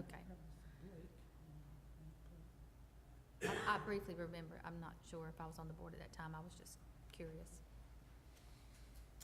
So planned development districts, as I mentioned, are different from other types of zoning districts, and the UDO describes them as being established to allow development under unified control to occur using more flexible standards and procedures that would otherwise result from a strict application of general district and development standards, meaning general districts such as an R20 or an R10 or an RM6 like we just saw, that are already established in the UDO. So plan development allows the applicant to establish their own and propose that to the board for consideration. They're also intended to encourage innovative land planning and site design concepts that will produce a higher quality unified project, especially for a property this size, which is over 100 acres, and allows greater freedom in providing a well-integrated mix of residential and non-residential uses within the same development, including a mix of housing types, lot densities, and lot sizes and densities. This comes straight from the UDO, so I'm reading that. They are required to produce a master plan map, a statement of intent, and development standards, and all these have been included in this application. And that came in the form of a single document, which was included in your packet this evening. Plan developments do require a traffic impact analysis regardless of the number of vehicle trips at the peak hour, like we were just discussing on the earlier request. When it is determined that the proposal will meet those threshold requirements, they have to come in with a TIA, and that has occurred. That came actually fairly early in the process here. I'm not going to get into a lot of detail on the TIA. I will show you a graphic and a list of the recommendations that came from it, and we have some folks here this evening that can speak in more detail to that if the board has questions. So the current proposal includes this master plan, which you see is quite different from the one that you saw earlier that is currently allowed on this site. Instead of the 370 units, it allows 305, or it proposes 305 residential units. It does not include multifamily. It includes single-family detached and single-family attached product only. And as far as the mix of uses, which is a requirement for planned developments, they've set aside a site for a religious institution, and that meets the requirements. No commercial development is proposed in this plan. There's a slightly different set of standards for consideration of a planned development district, and these are listed here. Some of these are very similar to what we just went through, but there are a couple of new ones, and we'll look at these as we move forward. Is the proposal consistent with the town's adopted policy guidance? Well, once again, we look to the comprehensive land development plan for that policy guidance, which I'm just going to refer to as the plan. In addition to creating those overarching goals that we saw earlier, the plan also creates different zoning districts. And the proposal we just saw was in the Southern Aberdeen zoning or planning district. And this one is located in Planning Area 3, which is commercial cores and surrounds. And really that has to do with the fact that it borders a highway. It's really not in our downtown area, obviously. It's at the farthest reaches of our jurisdiction, but it does border a major thoroughfare in Aberdeen. So this is what that commercial cores and surround map look like, and you can see how much of the town is really encompassed in this. And I've got a star up at that where this property is. This is not a zoning map. It's not intended to be the future land use map. It just shows where this planning area exists according to the land use plan. This is the future land use map. The colors, I realize, look different from what you saw on the earlier one because we have different land uses here, and we have quite a bit of planned development district in this area. The subject property is that large one that you see in red, which is shown for and intended to be commercial uses. And as I mentioned before, there are no commercial uses proposed in this development. It was considered by the applicant to be more appropriate for residential and then the religious institution only. But you see that there's some low-density residential, medium-density residential just to the south of this, where there is another planned development district that for property that's owned by Pinehurst Resorts, and a range of other types of residential densities and non-residential development. All of the pink is outside of our jurisdiction. So the orange is medium-density residential that butts up to it. Mhm. That's all part of Pinehurst, including the golf course, that's all? Correct, which is now zoned planned development. And as a matter of fact, all of the yellow that you see as you go further south is planned development.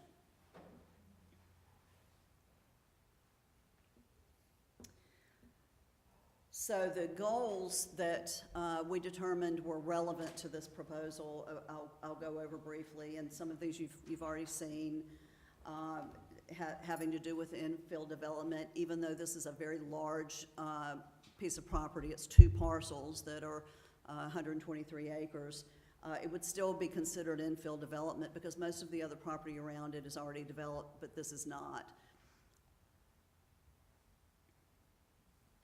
Some of the objectives in the plan include conserve and protect important natural resource values in the town's zoning jurisdiction, and I'll show you what the green growth toolbox layers show for this property in just a moment. You'll see specifically that the land use plan asks us to look at those layers when we're considering proposals such as this one, and our assessment shows an inactive red cockaded woodpecker foraging area and potential upland habitat. And I've done some research on what that means, and the potential upland habitat, it really doesn't identify any specific species that exist on the property. It just shows that there's potential for species, both animal and vegetation, that are likely to exist on the property. There are no RCW cavity trees, there's no floodplain, streams, or wetlands on the site. And then the other strategy that's mentioned here is to apply appropriate protective measures for a map that was included in the land use plan when the values are 6 or higher, and that map did not show any values 6 or higher for this property. So the green growth toolbox layers are pulled up here for the property. You'll see an active RCW foraging area to the east in Pinehurst jurisdiction, and then that other green is this potential upland habitat that you see for this property. It also indicates that there are some inactive foraging areas, and that's the areas that are within the red circles. Can I ask you a question about Yes. that? So who determines that? Is that environmental? This is U.S. Fish and Wildlife So they've come that in and produces. they've said there's none, because I know there's some on the sand mines. So, I mean, or at least they have it. I said there's some on the sand mines, so it's adjacent to that property, so I guess they've come in and they tell you that to make sure that there's no cockaded woodpeckers in this area. I just want to be real clear about the terminology. So there may be, the birds may exist in the area. We're talking about areas that have been identified as foraging habitat, which was assessed by U.S. Fish and Wildlife, foraging areas or habitat. So they may fly through the area. Okay. As long as they're okay with it, I'm just making sure, because it just seems like that was kind of a odd statement. I wanted to clarify it, sorry. Okay. All right. Additional objectives from the plan ask that Aberdeen effectively manage stormwater floodplains and protected watershed, water supply areas. And there are no floodplains here. There is some protected watershed on the property, small area of it. Most of that watershed exists on the opposite side of NC5, and I'll show you the map in just a moment. Specifically where it shows on this property, the master plan indicates an amenity site for that area, which would be allowed. They would need to apply for a special intensity allocation, which would allow for up to 70% of that area to be built upon, and those are first come, first serve allocations. And that's what the map looks like. These are the county layers, and that's a lovely pink that pops up there. You'll see how much of the properties to the west are encumbered by the water supply watershed, but only a small area of this property is. And it doesn't prohibit development, it just limits the density if it's residential, and it limits the built-upon area if it's non-residential. Additional objectives and strategies have to do with protecting public water supplies for future generations, and we would assess that. We had some preliminary, because they did meet with the TRC, which is a requirement, a pre-application TRC meeting to discuss capacity and availability.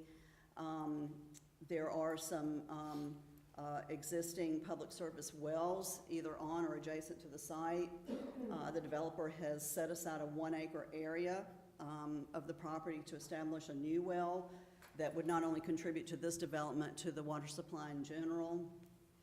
And there will be a requirement that they coordinate with the town's consulting engineers for review of the water usage against our water system model to determine adequate capacity. Additional objectives related to this proposal are to discourage the installation of septic systems and provide connection to public sewer. And this talks about the two strategies that assist the town in achieving that.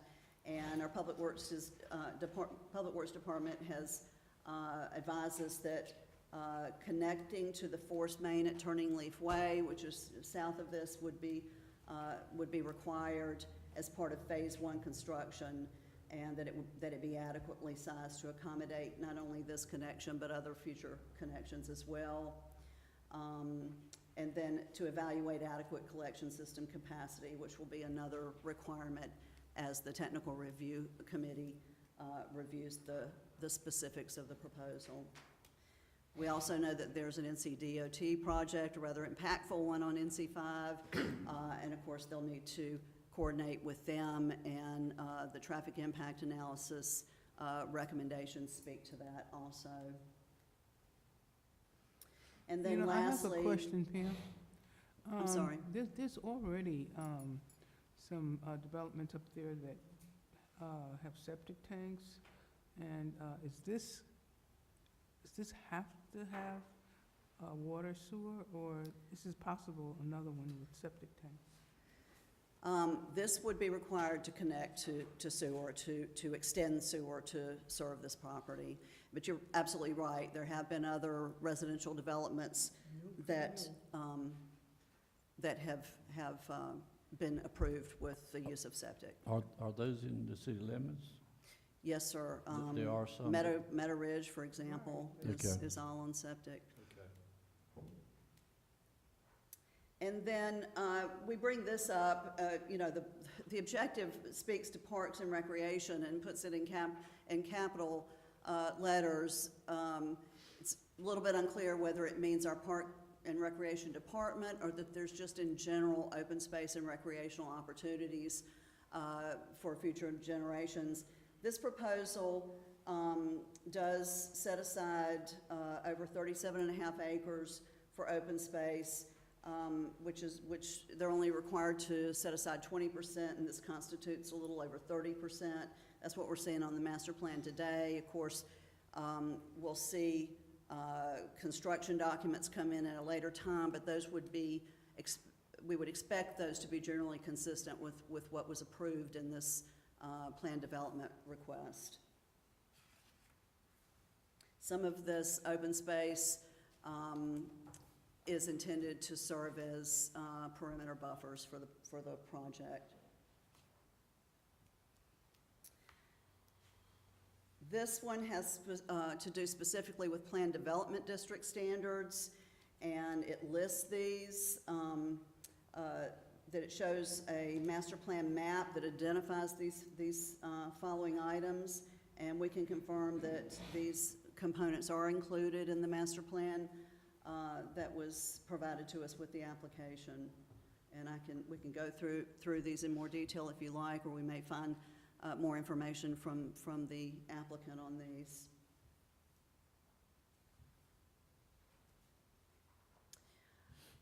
Another review standard that we look at for plan development proposals is the proposal consistent with specific district standards for plan developments, which are few in number because the whole intent of a plan development is that the applicant create their own standards, but that they do include a statement of intent and development standards, which they have done, that they have a list of allowable uses, which they have provided, and that list is rather brief as well. As we saw, it's two types of residential uses plus the religious institution use, and then the common elements recreation, which would be that open space and a recreation, an amenity center for the development. And that there be a mandatory use mix, that they either need to include at least one use type from the 4 use classifications in the UDO, or at least 2 different residential types. And in this case, they're doing both. They're including the two residential types, and they're including 2 different uses from the broader classifications, 1 being residential, 2 being the religious institution, and 3 being the common elements recreation.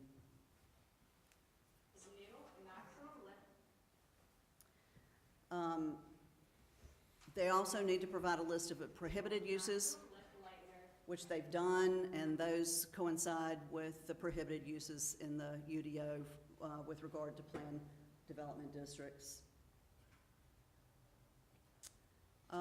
Development standards, they're required to provide development standards, which they've done. They did initially request a modification to the 100-foot minimum width requirement for open space, but they've since determined that the open space provided will be beyond that requirement, will meet that requirement and beyond. Compatibility with surrounding areas is another review standard for plan development districts. They must show evidence that the project is compatible with the surrounding areas, specifically whether the development along the perimeter of the proposal is compatible with adjacent existing or proposed development, and where compatibility issues may be anticipated, the application will need to establish transition areas along the perimeter. And they've done that in the form of perimeter buffers.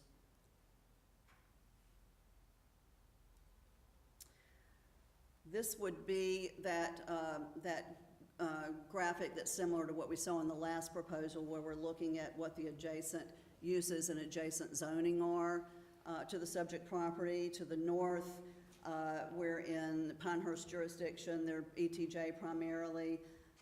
There are some vacant parcels there, but the parcels that are developed are single-family residential. To the east is also Pinehurst jurisdiction. These are mostly large lot residential. It's an R210 zoning, which is not, we don't have exactly that, but it's for larger residential lots. And there are some vacant parcels there as well, but most, those that have been developed are developed for single-family residential. To the south is the planned development that is owned by Pinehurst Resorts. And then to the west, which is across NC5, there's a little bit of a range. It's mostly general commercial. There are two small parcels that are zoned neighborhood commercial. And there's both Aberdeen and Pinehurst jurisdiction in that area. It's an area where we have a little bit of a confetti looking jurisdictional map. And this is what that zoning map looks like. You'll see that this property is currently zone plan development, and large swath of area to the south and to the southeast also develop zone plan development. And then you'll see the other sort of confetti of zoning districts that exists to properties on the opposite side of NC5. There is some commercial, there's some R20 zoning, the commercial being general commercial. There's a little bit of RM6 in that area, and also some light industrial. And this is the jurisdiction map, and what you see here is this sort of brown shaded area is Aberdeen jurisdiction. The Pinehurst jurisdiction, their corporate boundary is represented by the paler green, which you see to the east, and then Pinehurst ETJ is that darker green that you see to the north, and for some properties to the west.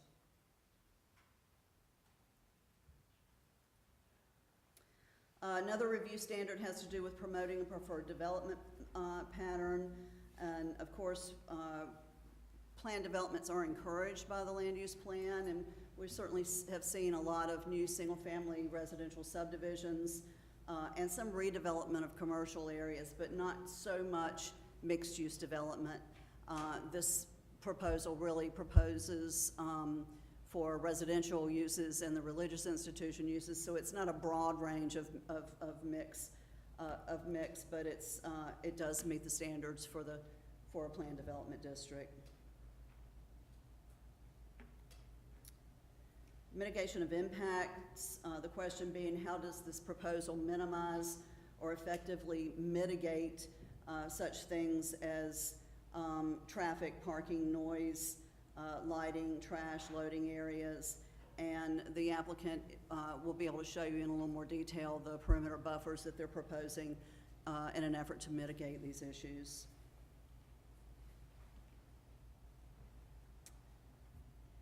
This is the list of recommendations from the traffic impact analysis. This was included in your packet. I'd rather not try to speak too intelligently on these because traffic planning is not my expertise, but we have some folks here representing the application that can certainly answer your questions and speak more in more detail to this. One of the arrangements that I will mention that has been made is that the access to NC5 from Olivia Lane would be closed, and a new access immediately to the north at Arnett Street would be opened. And there are some other concessions that the applicant is making to address concerns for Pinehurst residents that live in this area. So you bring that up as far as access off of Arnett. So they're crossing Jones Temple property, which is not in our jurisdiction, and what does Pinehurst say about that? Because is that going to make part of that property a non-conforming lot in their jurisdiction because of where it's splitting it, and then we're closing Olivia, which is CCNC's emergency entrance to the back side of their property. Right. So you're blocking that. So, And then their second access is back again into Pinehurst's jurisdiction and outside of our jurisdiction, because part of Olivia Lane is not in our jurisdiction. Correct. And the second entrance is in Pinehurst's jurisdiction, not Right. ours, so there is zero access to this property that has anything to do with our jurisdiction. Yeah, but it's not, it's actually in Pinehurst ETJ, I think, not. No, that's what I'm saying. that's not- There's no access to That's this not property but that that's not is in our their jurisdiction. That's their ETJ, so it's two different animals.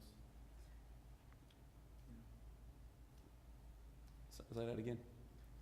ETJ is not their jurisdiction, that's a territorial zoning, Right. not their road, not their anything. But it's not in our ETJ either. So that's what I'm saying is Like a lot of county roads, the way it goes. And I'm sure the traffic engineer can address that. But, Yeah, it's not a bar, like it's outside of our control. I mean, it's whoever owns the road or the easement or access is the only person I think the developer applicant's got to work through, which I think they. well, that's what I'm would think saying is have they a- would have to go to Pinehurst. No, and they not have. necessarily, but. Okay. They have. Okay. It is a very complicated matter, and I will leave it to the applicant to help explain it. What I know, is that they have done a good bit of work with the, residents that exist in the development that's known as the cottages, and that's this Banbury Lane, which comes off of, Olivia Lane, and, done some work to address their concerns, and I'll let them address that in more detail. And you're correct, there are also some concessions that they're making regarding what's now a gated entrance there, and they have worked with Pinehurst, and I've heard from the village manager. He attended a non-required community meeting with the residents of the cottages, and he sent me an email that he agreed with the additional conditions that the applicant was proposing for this. And it is a complicated matter.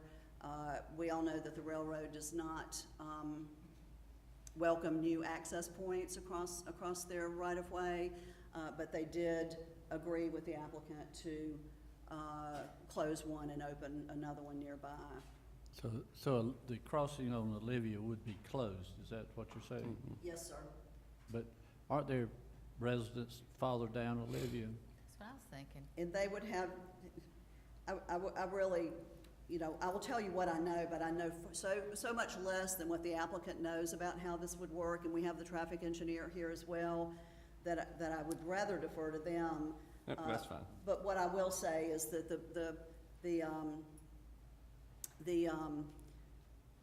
the church property that you mentioned has been purchased by this applicant in exchange for setting aside that religious institution part of this property, and that's what allows that access north to Arnett. And with that, I'd rather not. No, that's fine. I just want to make sure that we're being good neighbors. It is a very That's all. complicated matter, and you bring up some very important points, I think.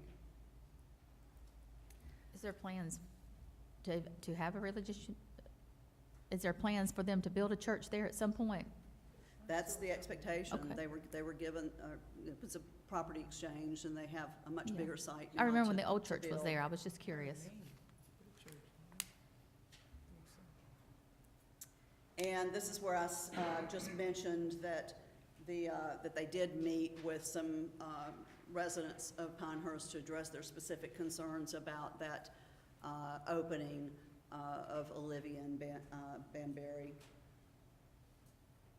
And the applicant has added, he's actually added several conditions of approval to this beyond what was initially proposed or suggested by staff, and one of them addresses this specifically.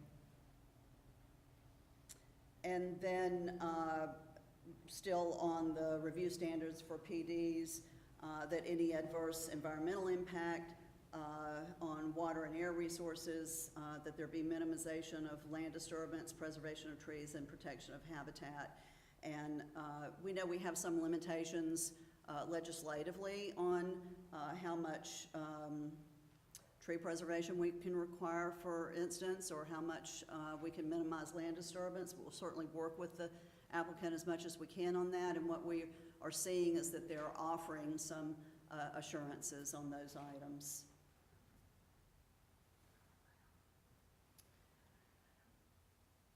And then we spoke a little bit about the water and wastewater services, and that there will be additional analysis that will take place during technical review committee, review of the project, of the construction documents, but that, that we do expect for the development to be served by public water and sewer. And then this last one, you know, I don't know how you say that development will not create any adverse impacts on the use, enjoyment, or value of adjacent lands. It does change the character of an area, and yet we know that, that the property will most likely be developed at some point, and what we're looking at now is the difference between the 370 homes and the over 200,000 square feet of commercial on the property that can happen today compared to what's being proposed by this applicant, which reduces the number of homes and eliminates the commercial altogether. Yeah, I have a question. You know, that Route 5 is just unbelievable traffic already. And is there, I think in that area, there's nothing going to be done. And so I think Route 5 is going to be widened up to a point. But isn't that the area, that's the area where we do get a lot of traffic jams? We just sit for a while. And I just wanted to ask if anything is going to be done about that. I'm not sure if I heard all of the question. I think the question has to do with traffic. Mm-hmm, Traffic mm-hmm. generally, because that area, Route 5 is already, you know, a lot of traffic on Mm-hmm. that corridor, you know, from 211 to 1. Yes. And there's already a lot of traffic on there. You need to move up a little bit. I'm having trouble hearing. Oh, I'm You sorry. got to get closer to your She's mic. concerned about the traffic, but in 4 years, there'll be a 4-lane there. Yeah, there's going to be, At least there's by going to be 4 lane more lanes, by but 29. I don't think that area is not going to be addressed. That Yes. it is. There are They plans to go Okay, that far. so- Yes, All the way to Pinehurst. Mhm. yeah. This is the road they're proposing to come out on. Yeah. It's gonna be 4-lane down here. This is, this one. I mean, I don't know what their point, I don't know what their date of completion might be, but, you know, they may not be finished with the development by the time the road may be finished before the Yeah, development's finished. I would expect it Um, would be. I mean, the mayor and I serve on SMPO, and we know definitely there's gonna be 4 lanes if you haven't seen all the lines being And moved. again, just a reminder that It is issued development now. is already approved for the property. Correct. And That's right. more homes than what's being proposed, and the commercial, which is no longer being proposed. Yeah.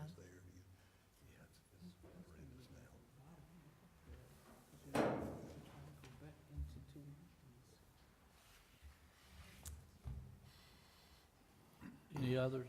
I'm not sure that I answered your question or that I heard it in its entirety, but yes, the Highway 5 projects do extend to this area, and we know that development is already approved for this property. We're reducing from 370 homes and completely eliminating the commercial component of what's been approved for development now. And again, I mentioned this earlier, there was a citizen information meeting initially in September for the project as is required, and then an additional meeting with residents of Pinehurst in the Banbury Lane development that had some concerns about traffic moving through their neighborhood, and I will defer to the applicant to speak to that in more detail. The last thing that I have, because I did promise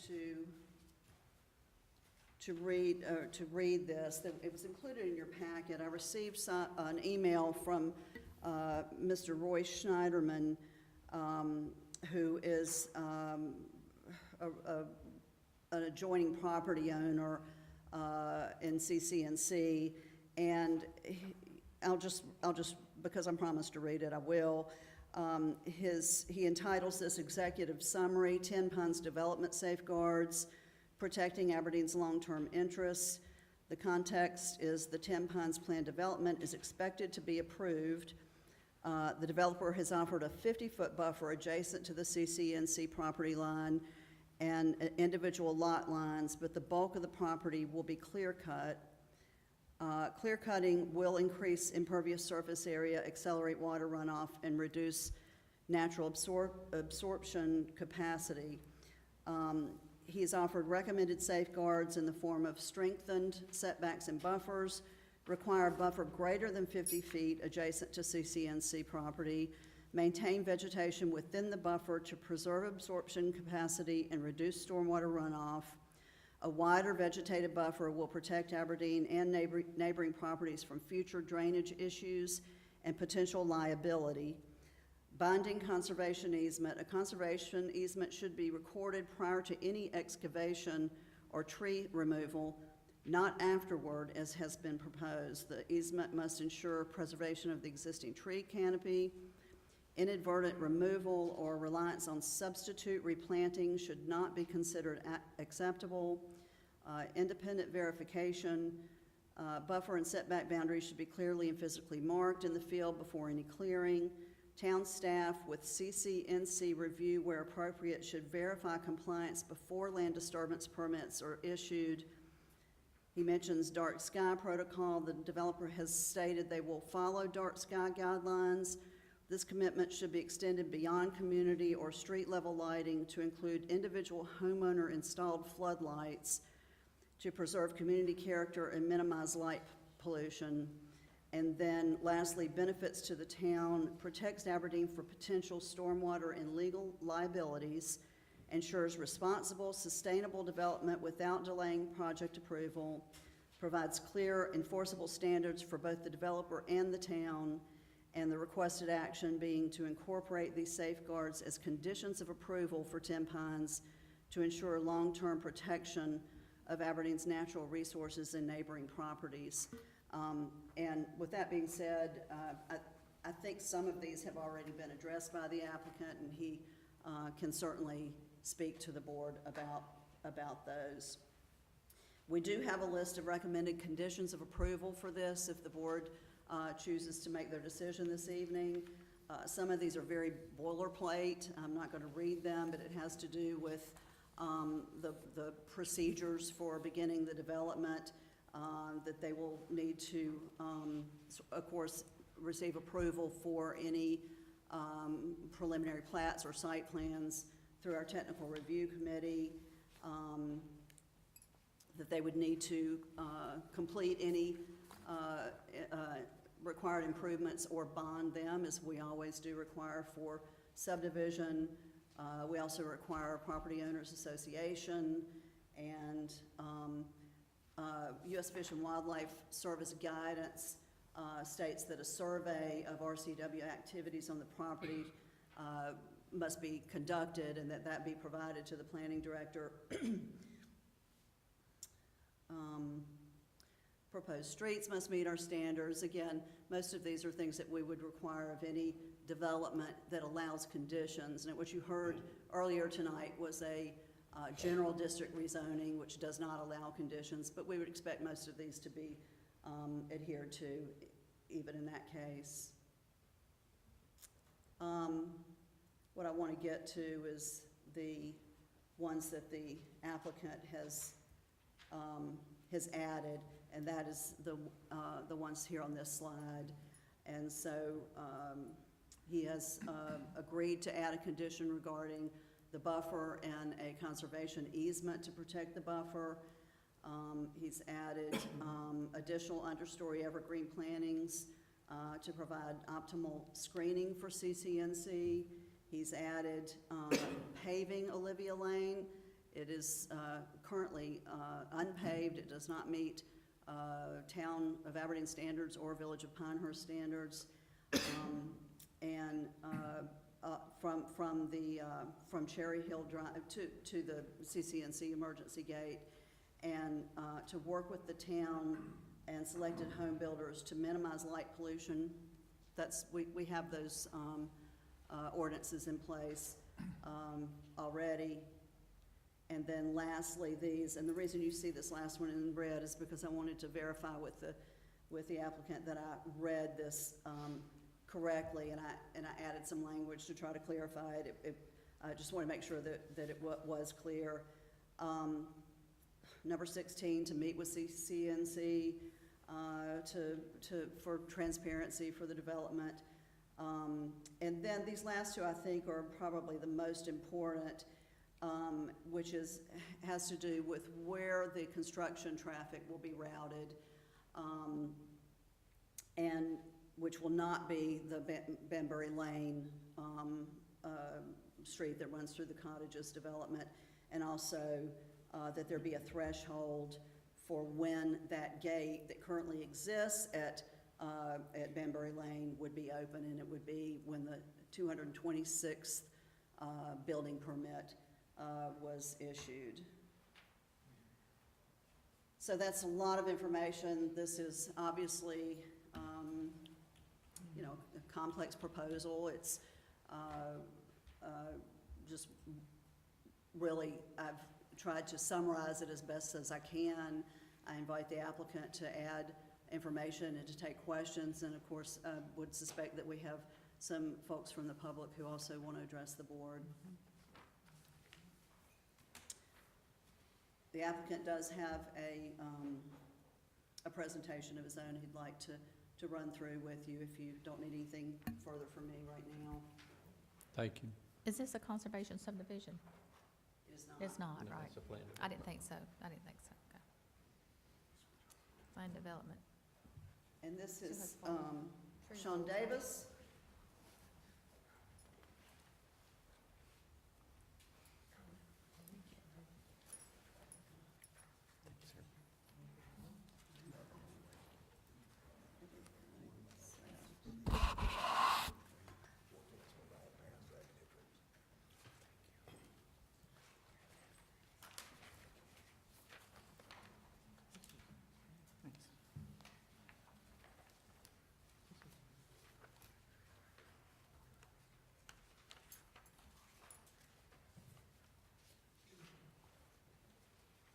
It's all yours.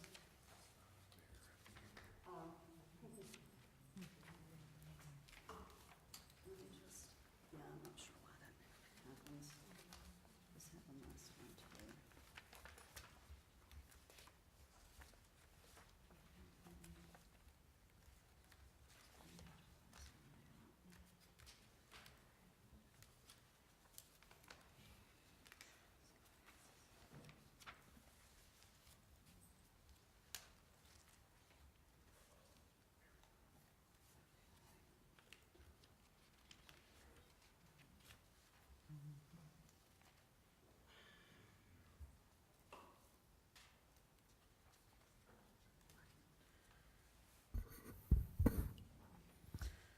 Good evening, Mr. Mayor, Commissioners. My name is Sean Davis. I am a principal with Morris Ritchie Associates. I'm a planner and landscape architect.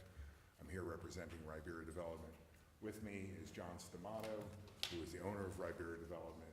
I also have Mark Ashness with LGA, our civil engineers, and Nathan Romberg with Kimley Horn, our traffic consultants, all of whom will be more than willing to answer your questions and comments. But you've had a busy night, and I want to keep my presentation as brief as possible. So, I don't want to reiterate what Pam had said. I also want to figure out how to use this. All right. We've gone through the location of the property, its boundaries, and its size. And as Director Graham mentioned,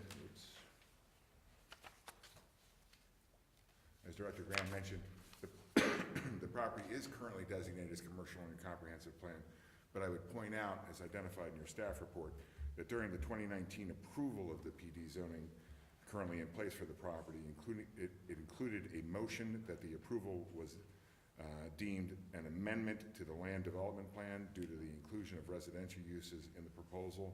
The record therefore reflects that the residential uses were considered to be appropriate for this property. So that took place back in 2019. So although the land use designation is commercial in your 2019 comp plan, during the prior approval, that designation was amended to include residential. And as Director Graham pointed out, the property is currently zoned as PD, and the approved Blake Village master plan showed a total of 370 homes with 120,000 square feet of additional retail use. As we said, we're proposing 305 homes, a church, and a well, which we believe is a significant voluntary downzoning of this property based on all the input that we've received over the last couple of years.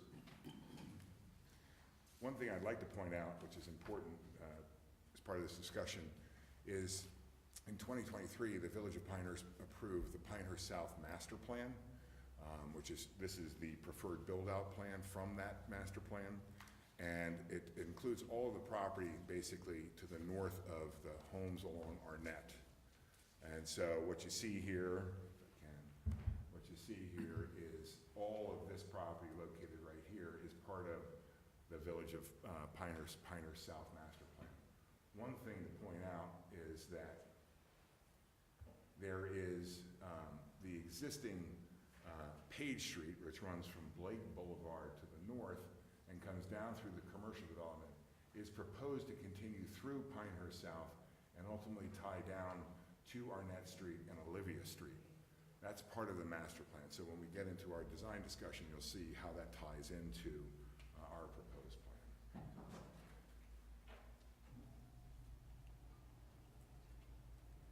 Now, zeroing in more closely to the site to address a couple of the issues that were raised during your questions. First off, the image on the left side of this is what we call a summary analysis of the site specific. To the north, we have the existing Jackson Hamlet community, part of the existing Jackson Hamlet community. Those are the existing single-family homes along Olivia and along Arnett, mostly along Arnett. We have the existing Jones Temple Church property at the corner of Arnett and Route 5. On the west side of Route 5, we have a mix of residential, retail, office, and vacant properties. To the south, we have the 3 existing Aberdeen well sites and the Pinehurst number 10, Pinehurst Resort. And to the east, we have the existing Country Club of North Carolina property. You'll see cutting through the site right here, cutting through the site and here, there are 2 drainage divides within the property from the existing topography. This drainage divide right here takes a portion of our the area, and it will flow into an existing swale that heads down Brookline Drive, crosses over, and then crosses over Lake Dornoch Drive, and ultimately ends up on hole number 10 of the Cardinal Course. Then you have a second area here, which is between these 2, that is the second divide, and that crosses through property of Country Club of North Carolina, and again, ultimately ends up to the Cardinal number 10.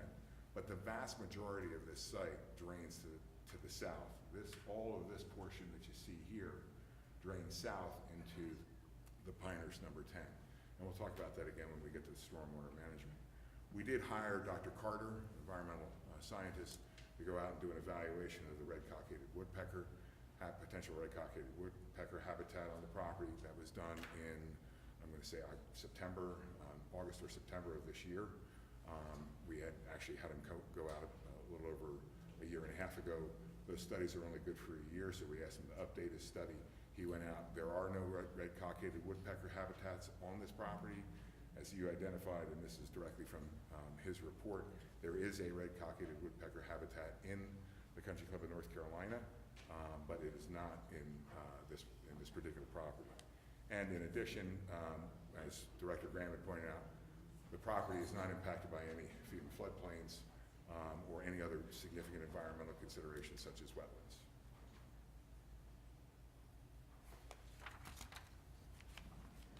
Now, probably one of the most important aspects of the PD development is the creation of the master plan. And in developing the master plan, we took into consideration all the things that we heard, or you just saw from the regulatory standpoint, as well as the existing site conditions, but also spoke with a number of different home builders, which we're continuing to speak with, to understand what they would like to put on the property.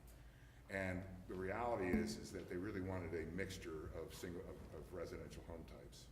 And in negotiations with the church, between Mr. Stamato and Jones Temple Church, we are going to relocate the church facility from its current parcel onto this property, which will allow us the opportunity to connect what we're calling Page Street, that north-south, up to Arnett. We'll go over that in a second. So talking with the home builders, we realized that we really wanted a very amenity-rich community, lots of parks, amenity center. We wanted a variety of different home types. From a design standpoint, we wanted a much more curvilinear design to this, as opposed to a more regimented grid design. The curvilinear design allows us to take advantage of, for example, where you're seeing this amenity is that area where Director Graham pointed out is the watershed protection area. That minimizes our impervious surface in there. It also allows us to provide a nice buffer to the railroad, which is our immediate neighbor to the west. And then as we come back down here, it provides a really nice, strong, identifiable circulation network. And we are proposing 3 different home types. The first is the single-family attached, what we're calling duplexes, which are right here. There are a total of 56 of those duplex homes.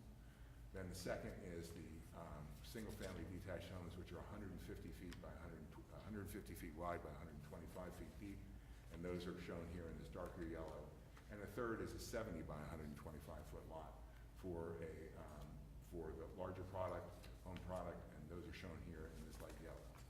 The area that you see here in blue and here in blue are designated stormwater management areas. And working with Mr. Ashness, we have identified that those areas are more than adequate to contain our proposed stormwater management needs plus, and Mr. Ashness can expand on it further if you have any questions.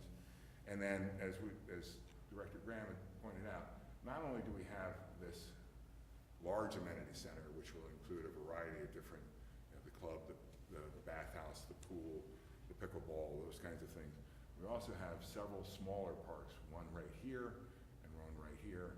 These duplex or single-family attached product are much more oriented towards an active adult with a first-floor master, and so we wanted to provide some close-to-home recreational needs, park needs for those residents. And then we've also identified, a public park here. So when you're driving through the community and you hit this cross street, your view will be terminating onto a park, and here it'll be terminating onto the stormwater management facility. We have provided a minimum of a 50-foot buffer along our neighbors to the east. It comes down, and as you can see, it expands rather significantly to the south along the Pinehurst number 10, and then over onto the west side to provide additional buffer to the existing Aberdeen, Carolina Western Railroad. The proposed location for the church is ideally where it needs to be, which is right at the main entrance. So church parishioners will be able to come in, enjoy their time, and then obviously be able to get back out as quickly as possible. From the land use standpoint, one of the characteristics of your PD ordinance is to identify specific land uses. And this map illustrates that we have the 3.2 acres that is designated for the church. We have 1 acre, which is right here off Olivia, which is designated for the well site. In preliminary discussions with the director, with your DPW director, we had identified that as the ideal location because of its distance from the existing wells, as well as I think some prior studies were identified and looked at that as that would be a good potential well location for this site. So that was specifically located on that north side for that. Then you have the area designated as yellow here is for the residential purposes, and the light green is the active recreation, and the dark green is the passive recreation with buffers, stormwater management, and other things. As Director Graham pointed out, we're proposing over 30% of the site as open space, 10% more than is required under the PD zoning UDO requirements. From a circulation standpoint, all of the roads will meet the Town of Aberdeen's public road standards. We have the 70-foot right-of-way coming in off Page Street and Arnett, and we'll describe that a little bit further, heading down and tying into and abutting the Pinehurst number 10 property. Should they ever need an additional access point to Pinehurst number 10, they will have it. If they don't need it, it will not be opened. And then the remaining streets will obviously also meet the public road standards. But there's a lot of questions regarding access. You had raised them previously. Let's go through the details of that. So right now, Olivia Lane is not a public road. It is not a designated access onto North Carolina Route 5, and it is not a designated railroad crossing by the ACW. However, Arnett Street is a North Carolina DOT road. It has an existing railroad crossing, which is an approved railroad crossing by Aberdeen, Carolina, and Western. So what we are proposing to do is close down. First and foremost, what we'll do is we'll construct Page Street, that north-south connector going up to Blake Boulevard, ultimately. For right now, we're gonna bring it up to Arnett. And so we'll improve Arnett up to Page Street, make all the necessary railroad crossing improvements in accordance with ACW standards, and then construct Page Street down into 10 Pines. Then we will shut off the access, the Olivia Lane access between Page Street and Route 5 and close down that railroad crossing. That's all been discussed at length with the railroad company. We also will then improve Olivia Lane to a public road standard from Page Street into the Country Club of North Carolina, Cherry Hill Lane, or Cherry Hill Drive, to public standards, okay? And so all of that will be done, and then we will come back in and we're going to install signage to identify the existing Jackson Hamlet community, to identify people who are coming in, that is a kind of a separate, it's much more private, and it's the existing homes. So that we believe will meet the primary road objectives, primary access objectives for the community. We are also proposing that connection from our easternmost access point on Olivia back up to Banbury. Part of this road currently is a public road. It's dedicated as part of the cottages development, and it will be improved to a public road standard, and it will tie into the Banbury Lane, which will provide the secondary point of access for the community. Can I ask a question about Please. So the road that's supposed to go and connect to CCNC, there's a gate there. There is a gate there. So will it just dead end at the gate? Or No, it will actually, It can go all the way into the development? it can be, because based on our agreement with, our discussions with CCNC, they would like it to connect to Cherry Hill Lane. We had a great discussion with the Pinehurst Fire Department, Pinehurst Fire Department, and asked them very specifically about this alignment. We wanted to make sure that they were comfortable with this alignment as opposed to the current Olivia Lane alignment.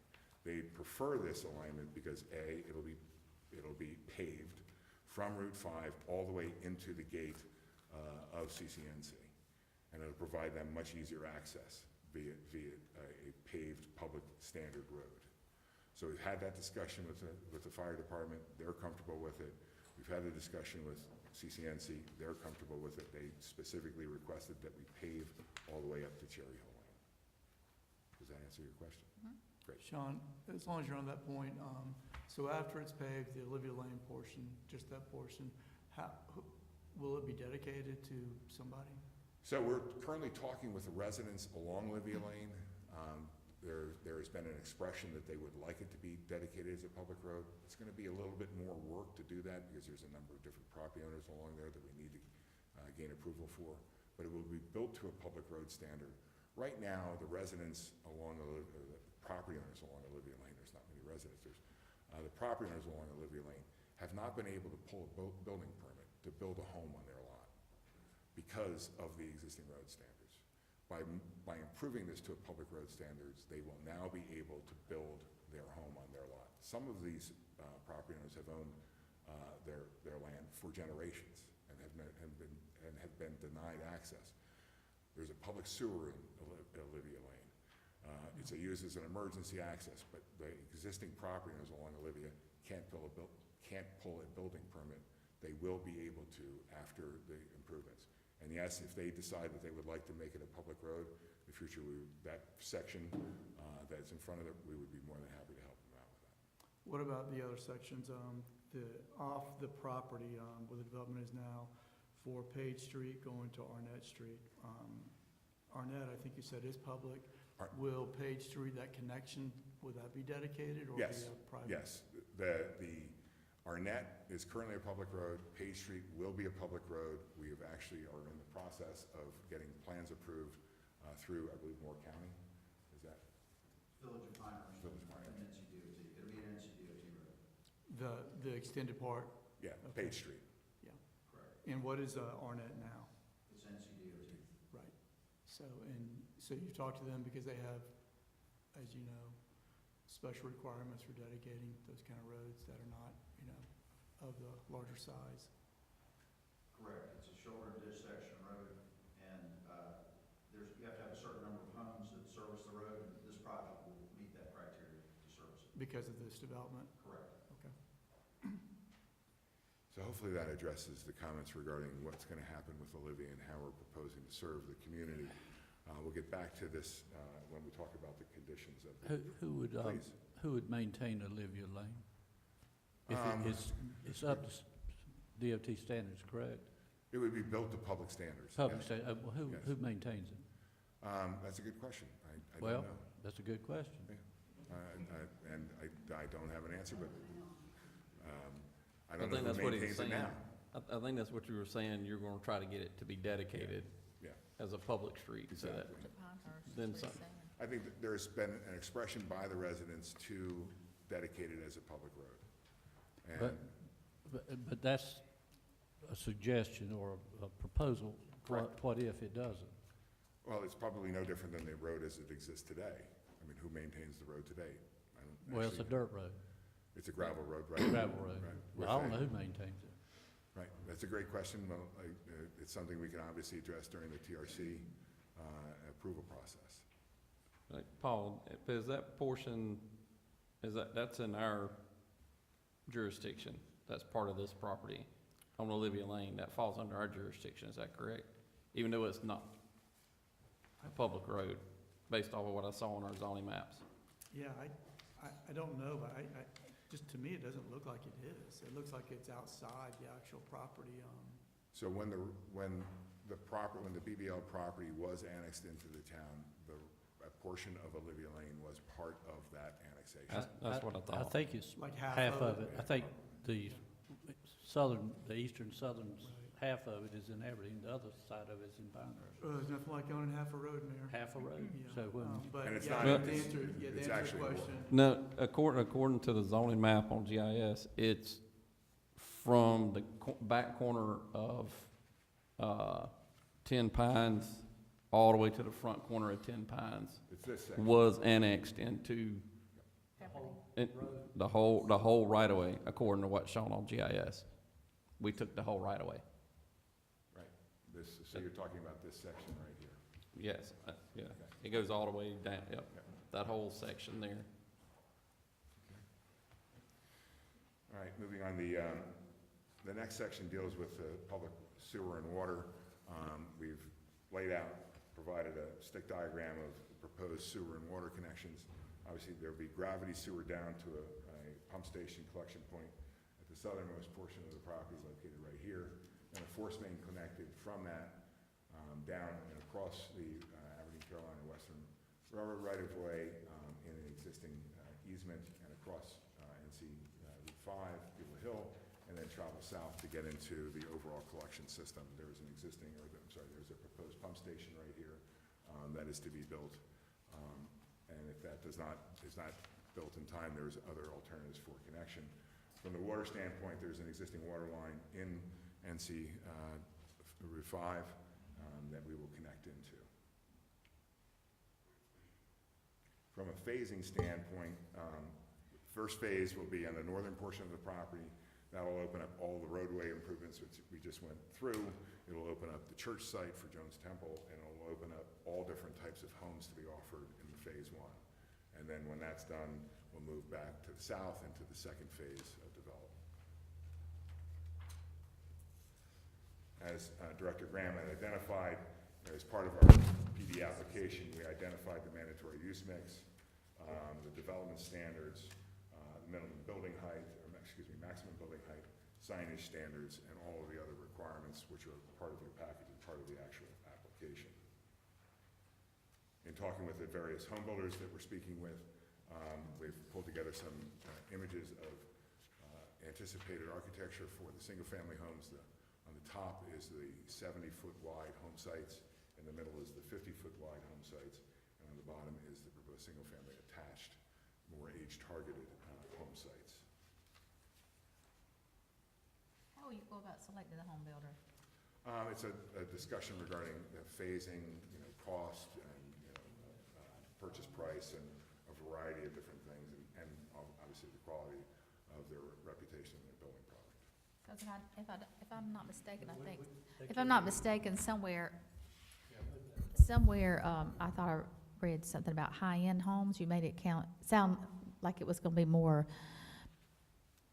exclusive. I didn't know. I'm just curious. No, it's not really the It's just gonna be- anticipation. I mean, we anticipate these to be, middle upper market Okay. homes. These are definitely move-up homes for existing residents in the existing community, which then offers an opportunity for entry-level home buyers to come in and build. I started a family. I live in a small home. Now I have 2 or 3 kids, and I want to move up. This is a great move-up location, and so then the home that I'm selling can go into someone who's starting their family. That's how the cycle kind of works, where somebody, entry-level buyer comes in, as their family grows, they need more space, and whatnot, they would move up. Did you foresee the duplexes being owned like condo? There'll be home like condos, separate Yeah, there'll owners, be- or it wouldn't be like one owner renting? No, they'll all be fee simple homes. They're all fee simple homes. Okay, So they're just attached. they're just attached. They Okay. have one common wall, and they're, as I mentioned, they're age targeted. So what happens is, and forgive me for this, but it's kind of the circle of life where I can come in and I can buy one of the homes that are on the 50-foot wide lots. As my family grows, I can buy a home on a Sure. 70-foot wide lot. As my children move out and whatnot, I can buy one of the duplexes, and I can stay within my community, stay within the services that I know and whatnot. So you're really providing the full spectrum of housing. And from the amenity standpoint, as I mentioned, we're talking about things like the bathhouse, the pool, the pickleball. All of these will be determined during the preliminary plan process, but we have ample room set aside for all these, and in all of our discussions with the home builders, they want a very amenity-rich community. So we are providing the space and the specific ideas for that. Now, finally, one of the things that I'm actually personally pretty proud of as part of this project is we've had tremendous community outreach. I mean, we had 2 community input meetings. The first one was back in September. During that, we learned that the residents in the cottages had just moved in. They were not on the GIS database as residents within 300 feet. We heard some concerns from them. We said, let's have another community input meeting. We've taken dozens of calls, dozens of emails regarding the proposed development, its proposed impacts, and what we can do to mitigate those impacts. And although Director Graham went through these, I'd like to go through them in a little bit more detail, because again, we believe this is a very important part of the project. As we said, we were going to place a 50-foot buffer along the common property line with CCNC into a forest conservation easement, identifying that once the development is complete and any disturbance areas within the 50-foot buffer have been replanted, and we only anticipate at this point in time that there's 2 areas that would be impacted within that 50-foot, and they're both associated with a stormwater management facility, that no additional vegetation removal will be permitted. We're going to provide additional understory evergreen plantings in desired locations to provide the optimum screening for CCNC. We're going to pave Olivia Lane to Cherry Hill, drive inside the CCNC emergency gate that was very specifically discussed with CCNC. We're going to work with the town of Aberdeen, the selected home builder, to minimize the light pollution. We're going to meet with CCNC during the preliminary and final engineering plan process to show them our stormwater management plans and go through them. There was obviously a tremendous amount of concern based on the impact of the July 6th tropical storm Chantal impact that we experienced.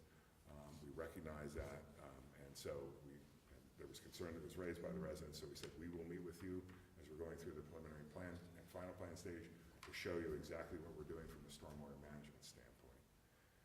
And then, most recently, because of our discussions with the cottages, the last two conditions that we are interested in putting on this approval would be the developer will require that the selected home builder only use the access from Arnett and Page Street out to Route 5 for all construction traffic. Signs will be posted so that no construction traffic is allowed on Olivia Lane east of Page Street, and certainly not on Banbury Lane. And finally, we had a great discussion between Director Graham and the Village of Pinehurst manager, Doug Lordson, regarding limiting the number of homes that would access the first 225 homes will provide access through Arnett and Page Street out to Route 5.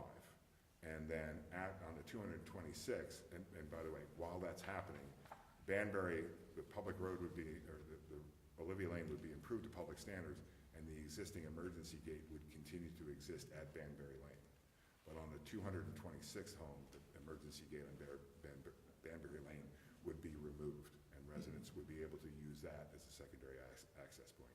Our traffic engineer went through, as part of the approved TIA with NCDOT, we had assumed that 75% of the traffic was going out to NC Route 5 to Beulah Hill to begin with.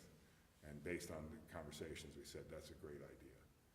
In addition, and it was not included in Director Graham's, because these are private agreements that we've made, first off with the residents of CCNC and secondly with the residents of the cottages, we are voluntarily trying to help address some of the concerns and problems that were raised due to flooding along the homes along Cherry Hill Lane within CCNC. During the Chantal, again, we had 8 or 9 inches, a 500 or 1,000-year storm event, obviously an act of God. There was a lot of flooding that happened along Cherry Hill. We're trying to work with the Village of Pinehurst to identify that watershed, what can be done within that watershed to help mitigate those uses. Since that's completely separate from the town of Aberdeen, we didn't want to make that a condition, but we have promised, and the residents within CCNC and the CCNC leadership know that.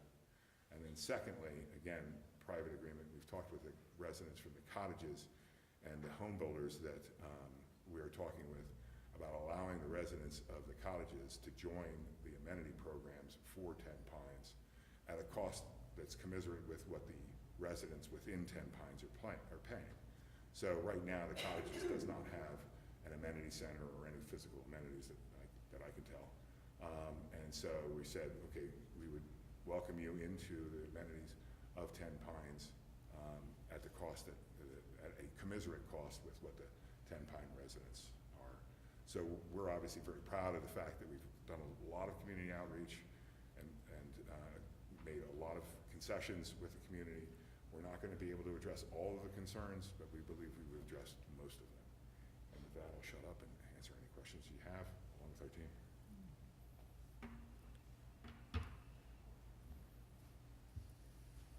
How much space are you proposing between the single-family homes? The minimum setback requirement between the homes is, the minimum lot width is, for the 50-foot wide homes, the minimum lot width is 50 feet wide. Minimum front yard setback is 20. The minimum side yard setback is 5 feet per side, 10 feet total between side and side. And that would hold true for the 70-foot wide homes, although we anticipate that's going to be a greater setback. We don't anticipate a 60-foot wide home to be built on the 70-foot wide lots.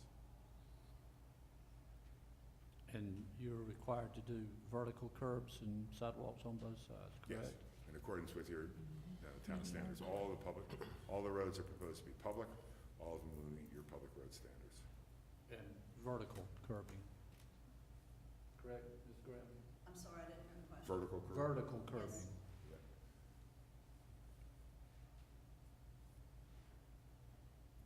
Any other questions? I just had a question about the Banbury, because that's what residents have brought to my attention. So, getting back to Banbury, it looks like that you're saying 226 homes are gonna exit out to Highway 5.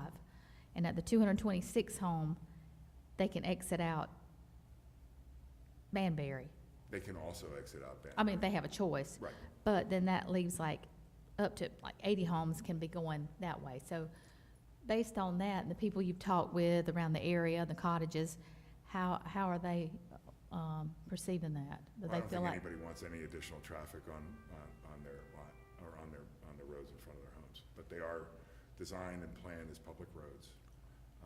And one of the things that when we had the discussion, we pointed out to those residents is, you know, the people who originally lived on Monticello, once thought that they were on a private road, or, you know, a road that was not gonna be connected.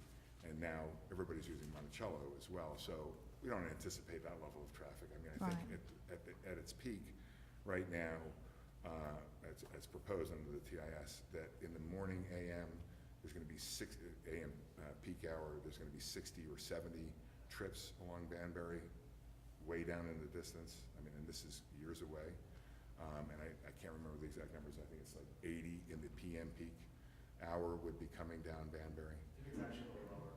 It's like 50, 60. Okay, thank you. We anticipate that the majority of people will use Beulah Hill.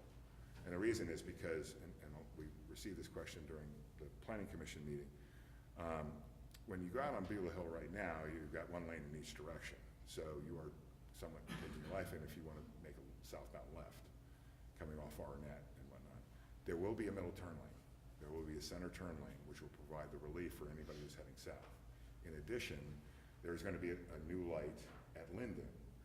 And the light at Linden and the light up at Lake Boulevard will provide stopping mechanisms for gaps within which there are none right now.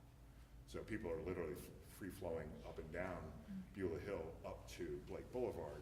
Well, now with the Linden light and with the additional center turn lane, it'll allow people to make a southbound left very, very easily, much more easily than they are today.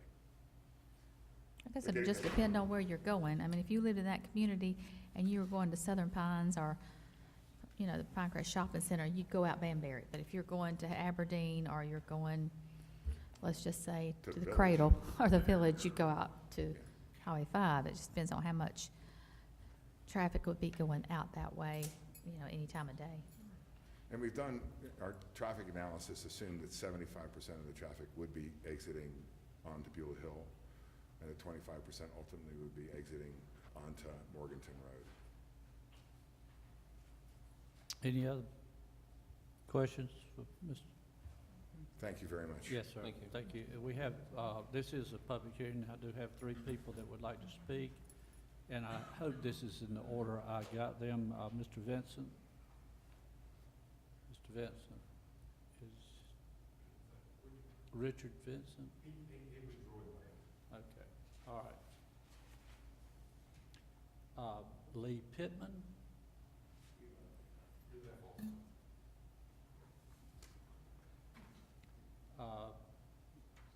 Ms. Pelazari? Yes, okay, we got one.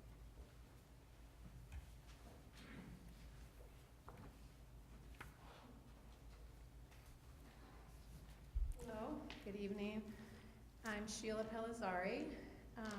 I live at 875 Lake Dornock Drive.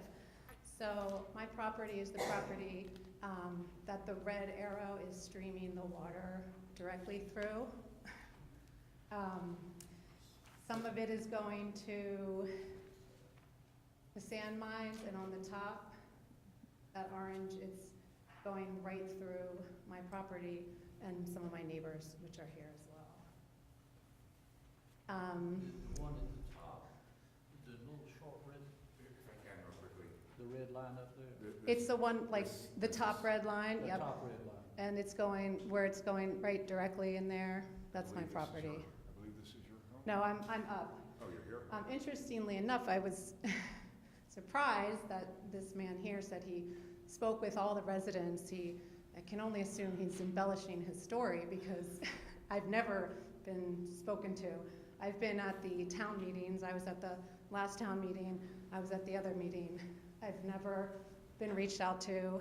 I'm, that property right there where it's going to, I've never had a letter, a phone call, nothing, never been spoken to by him. So I can only assume the rest of his presentation is quite embellished as well. So as he did say, there are also homeowners from the Pinehurst property that was built that, again, he said he blames it on Chantal, but there was one property that in 2 years, his property flooded 11 times from the cottages being built. So that's a Pinehurst problem. I believe there's litigation. But that's, basically what I'm fully expecting in this case, that he's directing the water through my property. So obviously, stormwater is a concern for me personally. Our area is already experiencing significant runoff issues from recent development. The town's own stormwater ordinance requires considering cumulative impacts, adding hundreds of rooftops, driveways, and roads in an area with existing drainage problems without a full impact study puts the downstream homeowners at risk, which would be me. And this would be, independent stormwater impact analysis, not a conceptual plan submitted by a developer. So apart from personal impacts, I have a concern, we have children, and I have a concern about school capacity. So as you all know, Moore County Schools have stated publicly that several schools, especially Pinecrest and surrounding feeder schools like Southern Middle, that take kids from Pinehurst and Southern Pines as well, are already hundreds of students over capacity. The district's own multi-year assignment plan shows that new large-scale developments generate approximately 0.5 students per home, and a development of this size could easily bring 100 to 300 new children. I mean, he even estimated 2 to 3 children per home, so I'm really undercutting that. There's no available capacity in the affected schools, nor is there funded school construction or expansion plan to absorb them, or land to build a new one. So a development of this magnitude cannot be responsibly approved by the town until the town has verified school impact with Moore County Schools, because overcrowding is already a documented problem.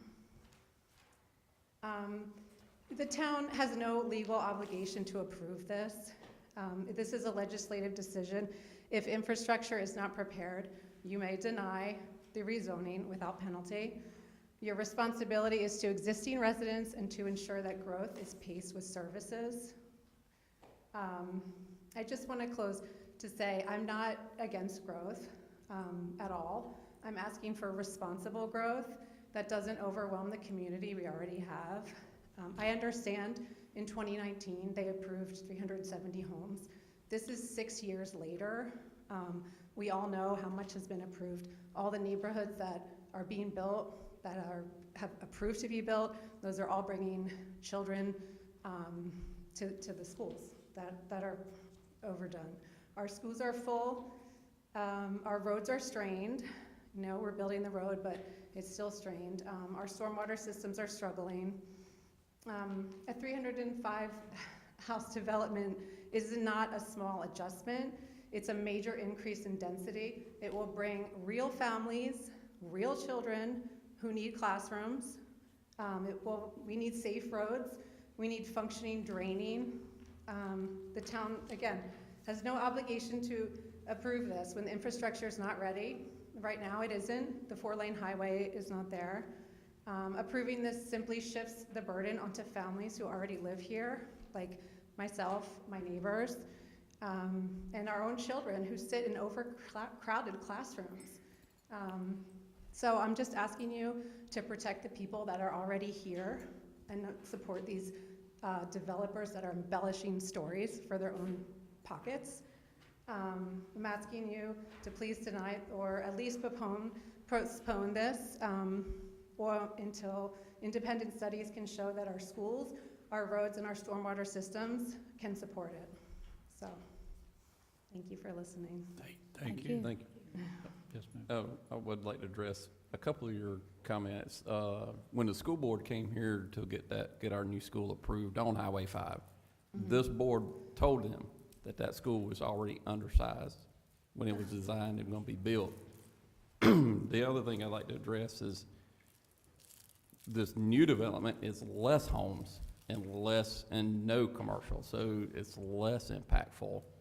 Right. That if we don't approve this and they go with the other plan, it's gonna be a lot more impactful than this plan. Yep, back to the schools, I was referring to Southern Middle and Pinecrest. Right. And all the Aberdeen, Southern Pines and But Pinehurst. the kids. majority probably of these children are gonna be younger children, so they're going to that school. They go That's to already Aberdeen. overcrowded, the Aberdeen Yeah, Elementary street. School. Yeah, yeah, So, you know, we've brought all that up to the school Okay. board great. when that came in. As far as drainage, they're not allowed to allow any water off-site than what's coming off-site right now. So their ponds have to hold that amount of runoff. So you won't see, you should not see. I'm not gonna say you won't, but you should not see any more drainage than what you're already seeing. And according to what they're saying, from what I understand, is they're trying to mitigate that to hold even more back on their property. So you'll see less, is what I understood from the conversation, in their conversation with your HOA. Yeah, that was not all the residents were part of that, so. Okay. Was not agreed. And obviously, a plot of 122 acres absorbs much more than concrete, roads, everything, all the homes, so it is still a concern. How wide is that to CCNC from like the road? I know the whole total acreage, but how many acres is it from like deep? How deep is it going toward her division? Backs up to it. Yeah. How deep is, How many? Well, you got the 50-foot buffer plus the depth of the lot. Yeah. What's the Actually- depth of the lot? Yeah. the depths of the lots are 125 feet. Then there's our 50-foot buffer. Then the Country Club of North Carolina property line exists. And then there's an additional 25-foot of property buffer owned by CCNC outside of the existing gate that abuts, I'm sorry, the existing fence that abuts all of the common property owners along two properties. So technically, there's 200 feet between the fence line and the road. And then there is an additional, I don't know her specific home, how far away it is, but there is an additional however many feet between the fence line and all So of the each one fence of the line and residents. which road? What are you talking? She asked how So far? he's saying the first road that's on his property, Okay. the depth of the lot, which is Okay. 100 Yeah, I think the 125. houses look pretty 125 right feet. attached there. Okay, They're so pretty close. make sure that we're all on the same page. Yes. From this road, this Yep. proposed road, the lots are 125 feet deep. Yep. The buffer is a minimum of 50 50 feet feet. deep, and as you can see, the buffer expands and contracts down to 50 feet in these areas right here. So the buffer in certain areas is much longer, much wider than 50 feet. So that's 175 feet. But from the home Excuse me. from the home, I mean, you're talking about that lot before it had To the a home. building From site. the home to the fence, it's 50 feet. Closest building site to her, yeah, because I mean, of So course it can then- run off from other areas too, but Then there's the 25 feet that the Country Club of North Carolina has preserved outside of the fence. So there's a minimum of, as I 75 said, from the road to the fence line is a minimum of 200 feet.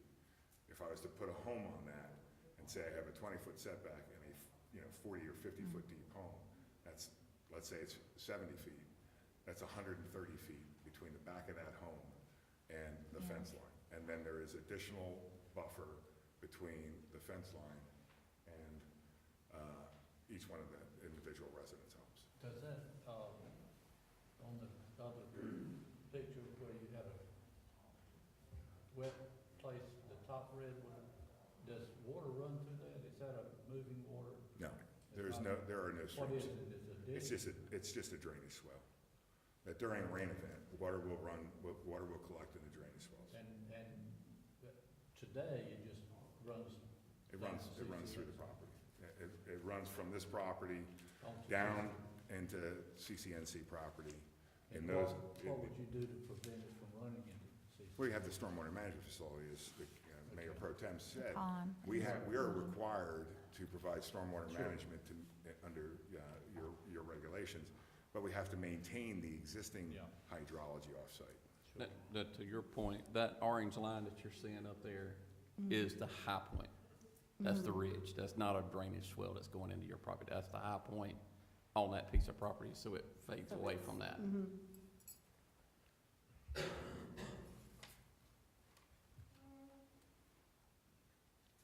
Did that answer your question? Anything else? Well, if there is issues, as we've had with the past, like with Bethesda Road area, who would hold the builders accountable? Would we or Pinehurst? It's our development, so we'd hold them accountable. Because it's in our jurisdiction. Yeah, Yes, we our- would, it's our the town development, would. Yes. Yeah. Okay. Yep. Yes, ma'am. Thank you. Thank you. Thank you. Anyone else? This is still a public hearing. We would like to speak again before we close. Yes, ma'am, you'll have to come up and tell us who you are. If you'll fill out, did you? My name was into this talk, but I withdrew. All right, put it Well, back in. okay.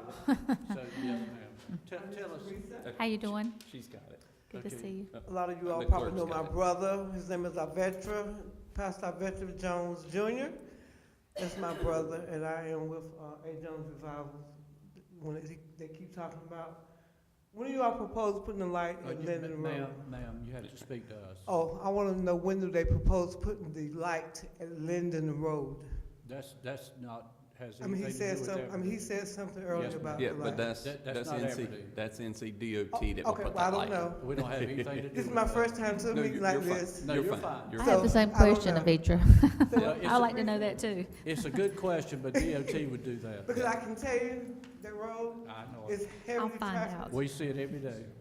Oh, you do, okay. Yeah, that's part of the widening project that DOT will put in. Okay, Yeah, well, I am, When with it's A. Jones finished. Revivals. That's my dad.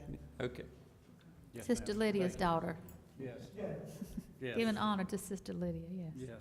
If I can, real quickly, one thing I failed to mention is I emailed earlier tonight, we just received a letter of support from Alonzo Blackman, who resides on Olivia Lane, who's one of the property owners that has been impacted by not being able to build on his home for generations because of the existing conditions. He supports the proposed rezoning. It's now part of the, in the planning director's inbox, and I would ask that it be put as part of the record. This is the public hearing, and before I close it, is there anyone else tonight that would like to speak on this one? Yes, you have, I But would- you can come on up and talk, if and you you'll- can fill one out If and you'll give it to fill the one clerk out, when we you're do done. need a form filled out, yes, sir. Tell us who you are. My name is Rick Stefanik. Thank you for taking the time tonight.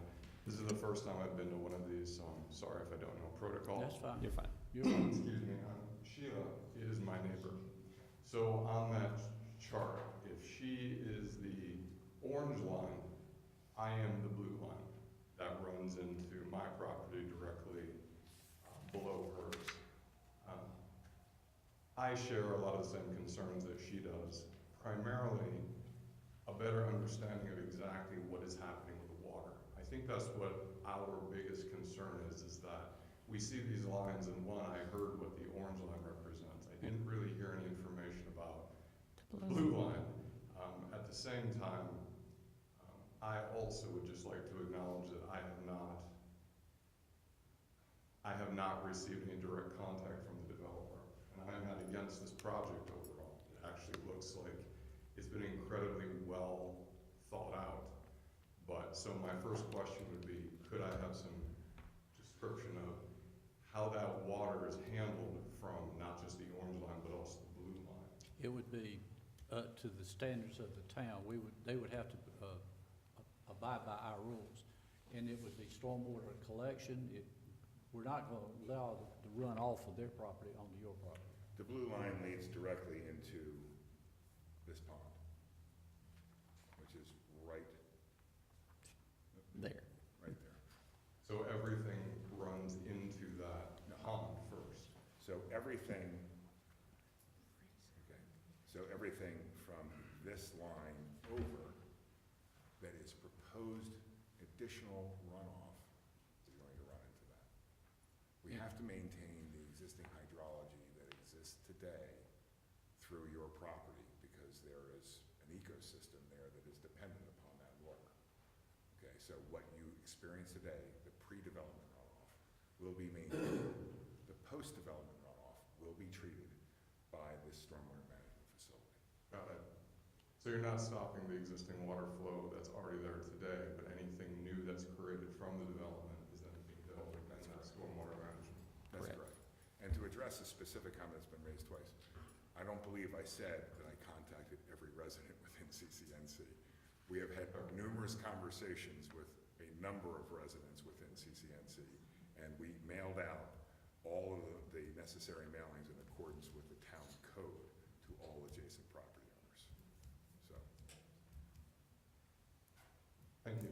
Yes, sir. And last comment again, just to make sure I understand, if for some reason this development went in, and then ultimately there was an issue with water flow, for us as the property owners that are along the back of CCNC, we would then be bringing any type of grievance to the town of Aberdeen. The town of Aberdeen. It would be to Aberdeen. Yeah, you just call our planning Yep, and that's why I zoning asked that department question. Exactly. and let them know what's going on, and they'll send somebody out They will to see have- what's going on. They will have to engineer this to our standard. Got it.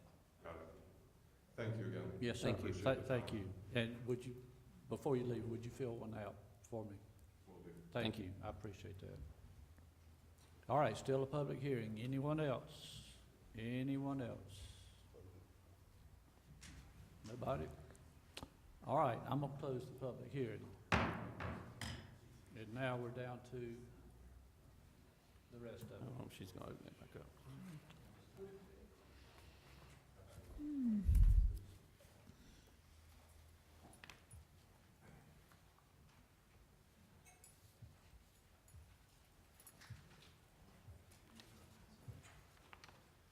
Thank you, Mayor, and apologize. We had to shut down some of the presentations so that we could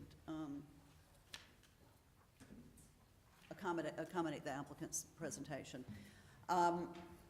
Any other, the public hearing's closed. I have some recommended motions for the board's consideration.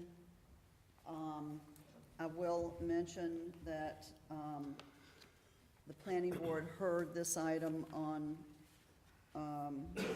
September 18th and made a recommendation for approval by a 5-2 vote. They did determine that the proposal was consistent with adopted plans before they made that motion.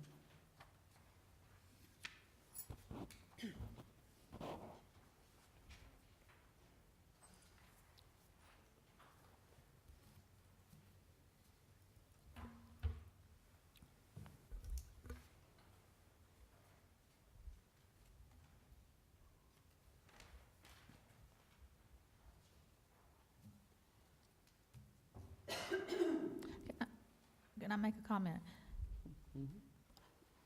So they met with all these individuals that signed in. I saw the photographs and everything. So after this, then he worked with these folks to come up with a collective recommendations.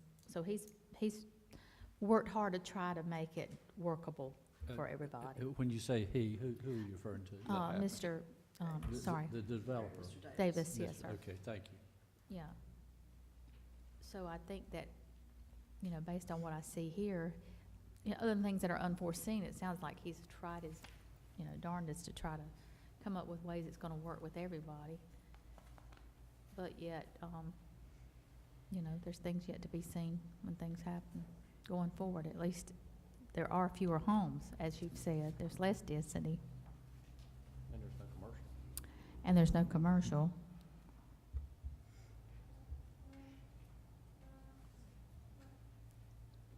Well, But anyway. we're down to the motions. Mr. Mayor, I make a motion that the proposed zoning map amendment, ZA-25-04, is consistent with the adopted plans of the town of Aberdeen. I'll second it. Motion and a second. Discussion from the board. Anyone? All in favor? Aye. Motion carries. Well, I'm sorry, was there anybody opposed? Okay, it was unanimous. Motion two. Mr. Mayor and Board, just want to, for ease of this motion, depending on how you decide this, there are some points that you can certainly bring up, depending on which way you go on this. If you determine that it is reasonable and in the public interest, there was some information on previous slides and in the staff report and in the record to support that. It's not those bullet points right here. Yes, sir. That is those bullet points. Yes, sir. So You can certainly refer to those in the motion without having to read them all. whatever the motion is, you can go to those bullet points that are on the screen. if You can so also choose. just reference the document and Oh, say. you reference as it, stated either below. one, either Yes, one. thank you.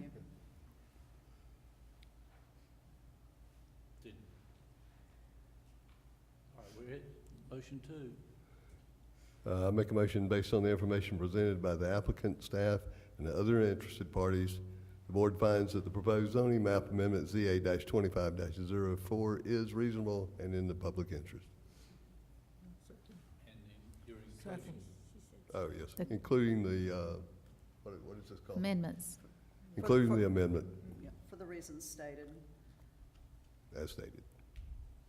That was a motion. Is there a second? I'll second. Yeah, I'm sorry, there is a second. Discussion from the board. Anyone? All in favor? Aye. Any opposed? That one carries. Motion three.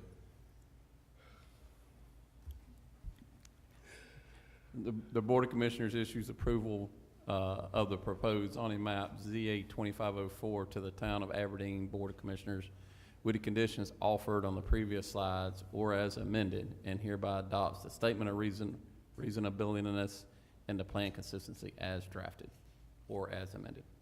Second. Motion and a second. Discussion from the board. Anyone? All in favor? Aye. Any opposed? Motion carries. Thank you, and thank you for your patience. That was a long one. I'll close out B and go to C. Zoning map amendment ZA 2508, submitted by Heath Rogers for plus or minus 10.82 acres in the vicinity of Johnson Street and Mike Place to rezone 7 parcels from R20 to RN6. Thank you, Mr. Mayor. Switch gears here. In our parade of rezoning requests this evening, this will be the third one. And as you've just described it, we do have, Mr. Rogers is here with us this evening, as is his project engineer, Scott Matthews.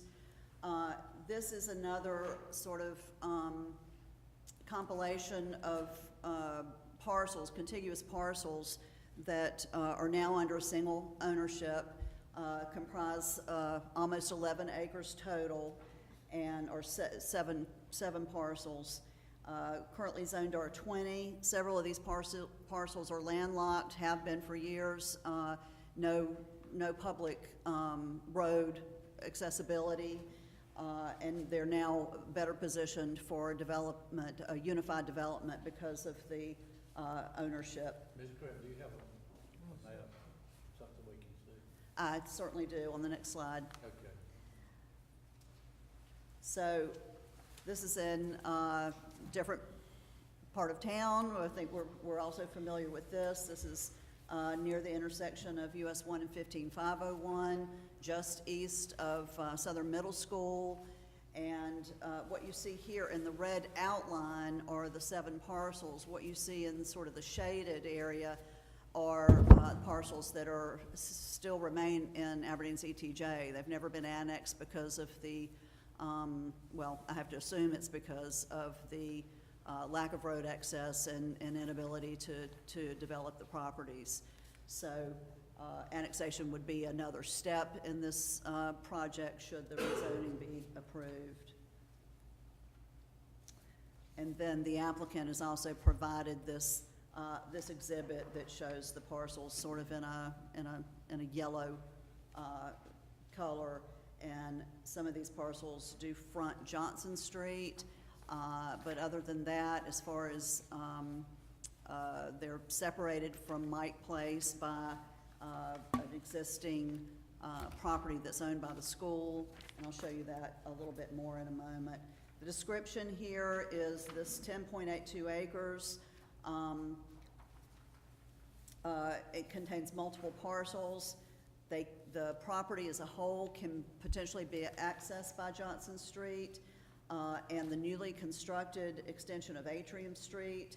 And there are two unimproved rights-of-way that begin at Johnson Street and run south through the project area. These rights-of-way can be improved by the developer to provide access to the project, but cannot extend beyond the southern boundary due to previous street abandonments and existing development that has occurred to the south.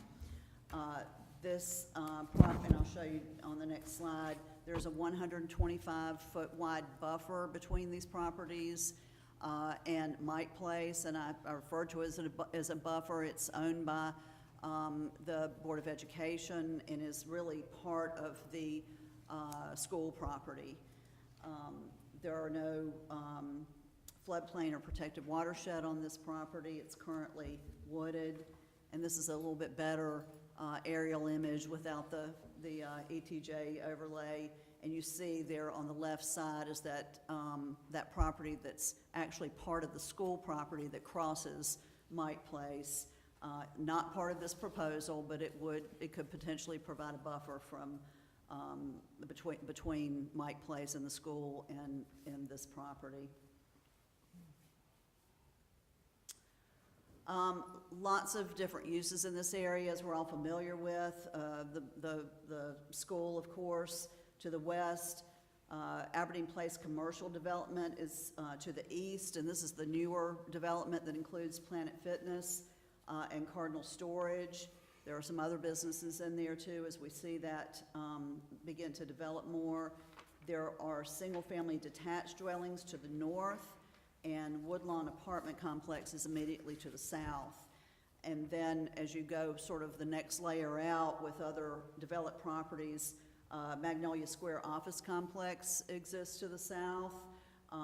Aberdeen Common Shopping Center, which is where PetSmart is, and other businesses to the north. And then, of course, we have the hotels in the vicinity. And as I mentioned before, 3 of these parcels would require annexation. There's what we sometimes refer to as donut holes in our jurisdictional boundary because they were never annexed, and they're sort of in the center of the town instead of on the outskirts. R20 zoning district is what's there now, established to accommodate principally single-family detached dwellings, developed at a density of 20,000 square feet per lot, and developments served by public water and sewer, which this is. Complementary uses, we spoke to this earlier in earlier proposal. There are complementary uses that you might expect to find in a single-family residential development. The requested zoning district is RM6, and it is described as being established to accommodate a mix of residential development at densities of 5 units per acre served by water and sewer. It does allow multifamily, but it also allows detached single-family at a 6,000 square foot lot minimum, and some of the same complementary uses that you saw for the R20 district. This is the graphic that shows what the adjacent uses and adjacent zonings are for this property, for properties that are adjacent to this property. You do have other R20 in the vicinity. You have general commercial. This is also somewhat of a confetti map when we pull it up on the next slide, because there's a range of zoning districts here and some fairly commercial uses that are fairly intense with the shopping centers as well. And this is what the zoning map looks like in this area. There is a lot of R20 in this area, obviously. The blue is the general commercial, and then that blue to the south is the RM6, that sort of paler blue, and that's where we have Woodlawn Apartments and Magnolia Square and some of the other developments that are already exist here. And then here's the chart that I try to show you where here's what the existing zone allows in the first or the second column, and here's what the proposed zoning would allow. And there's a lot of commonality. Basically, the differences are in that multifamily dwellings, which would be allowed, triplex and quads, which would be allowed, and assisted living facilities, which would be allowed, but aren't allowed currently. We'll go through the rest of this quickly. I think we're pretty familiar with it, but it is, want to just address it as it is specific to this proposal. Consistency with adopted plans. The future land use map does indicate low-density residential for the properties, which is consistent with the existing R20 zoning, but there are provisions in the plan considered to be relevant to the proposal, and staff made the determination that it resulted in partial consistency with the plan.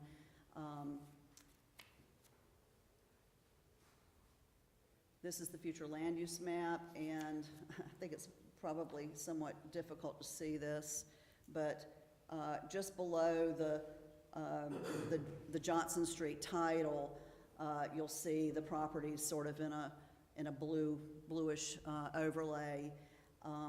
So it's R20 underneath that, not R20, but the low density residential underneath that, and then the red is commercial, which you see quite a bit of that.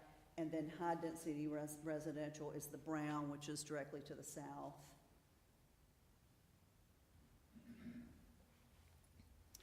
These are the goals and strategies that staff determined were relevant to the proposal.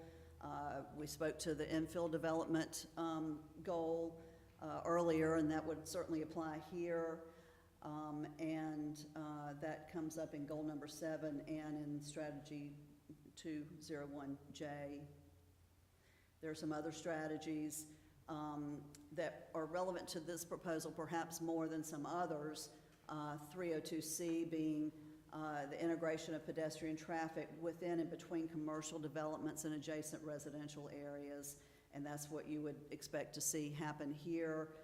If the property were developed, they would be required to install sidewalks on all new roads as well as on any existing roads that abut the project area, and that would add to the town's pedestrian network. Green Growth Toolbox Conservation Area, show you that momentarily, but the land use plan does direct us to begin to look at those, and we have started looking at those for proposals coming through to the board. Noted no environmental conflicts on the properties. There is an inactive RCW foraging habit present to the northwest of the site, but nothing on these properties themselves. There is no 6 or higher conservation value for this property, as we're directed to look at that by the comp plan as well, and then ensure that new growth areas include opportunities for recreation, and they would be required to provide open space for the residential development that's being proposed. Reasonableness and public interest. I do sometimes feel like I sound like a broken record, and I know that it's still sort of an emerging topic, but I can tell you it's a very strongly, very common topic among planners in Moore County and beyond, is that we do have a shortage of housing here. Doesn't mean that Aberdeen is responsible for supplying all the housing needed to correct that shortage, but it is something that should be considered when you're making these decisions. Other property in the town that might be more appropriate for this use, well, there is existing infrastructure here, water, sewer, and the street network, which would also be improved through this project. Also, just want to point out that with the other uses that are in the area, having a higher density here that would allow residents to have access to the school within walking distance, to the shopping that's within walking distance, would make sense for this property.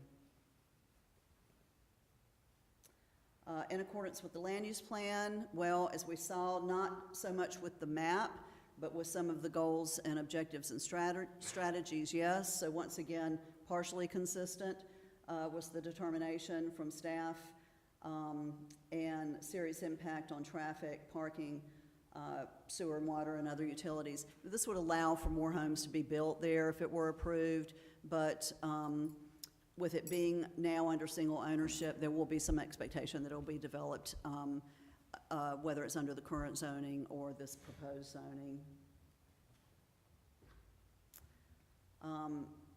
Again, lessening of enjoyment. Well, if I lived next to this wooded property, I would probably enjoy it the way it is. And yet, if I don't own it, then the owner would, it would be at his discretion to develop it. So that's going to change the character of my enjoyment. And yet, we would expect that it's going to be developed one way or another anyway. And we would certainly address any noise, light trespass through our existing ordinances, which we have in place. The spot zoning challenge, in this case, probably even less because of the adjacent RM6 zoning. A challenge would need to show that the proposed uses and the zoning, that the offering of residential types that address an established need, and that the size of the property in relation to other properties were not sufficient to warrant a decision to rezone. This is the Green Growth Toolbox Assessment, which you see this enormous circle to the north, sort of northwest of the properties, which is an inactive red cockaded woodpecker foraging area. A little bit farther to the west there is what was determined to be an active foraging area, but nothing on this property itself. The applicant did hold a citizen information meeting in August. They really got started with us pretty early. They came to a pre-application TRC meeting to discuss the proposal. I will mention that during that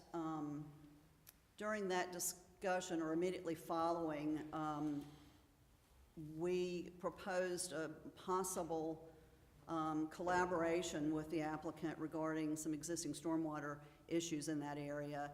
And because they'll be putting in stormwater systems, underground stormwater systems for this proposal, there's the potential to perhaps upsize those pipes. We wouldn't expect them to take on the cost of that, but there might be some partnership to upsize those to relieve some of the drainage issues that exist in the area now.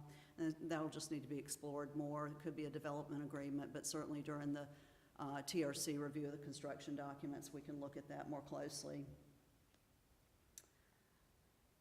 We were also told by the applicant that the expectation is that these would be detached single-family lots. That being said, we know that everything in the RM6 district is game if the RM6 district is approved.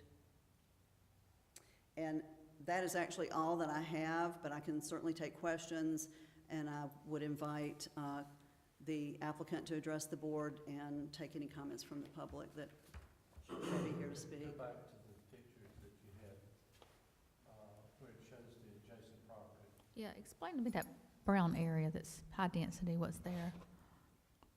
Those are the Not apartments. that one. That, Yes, right there.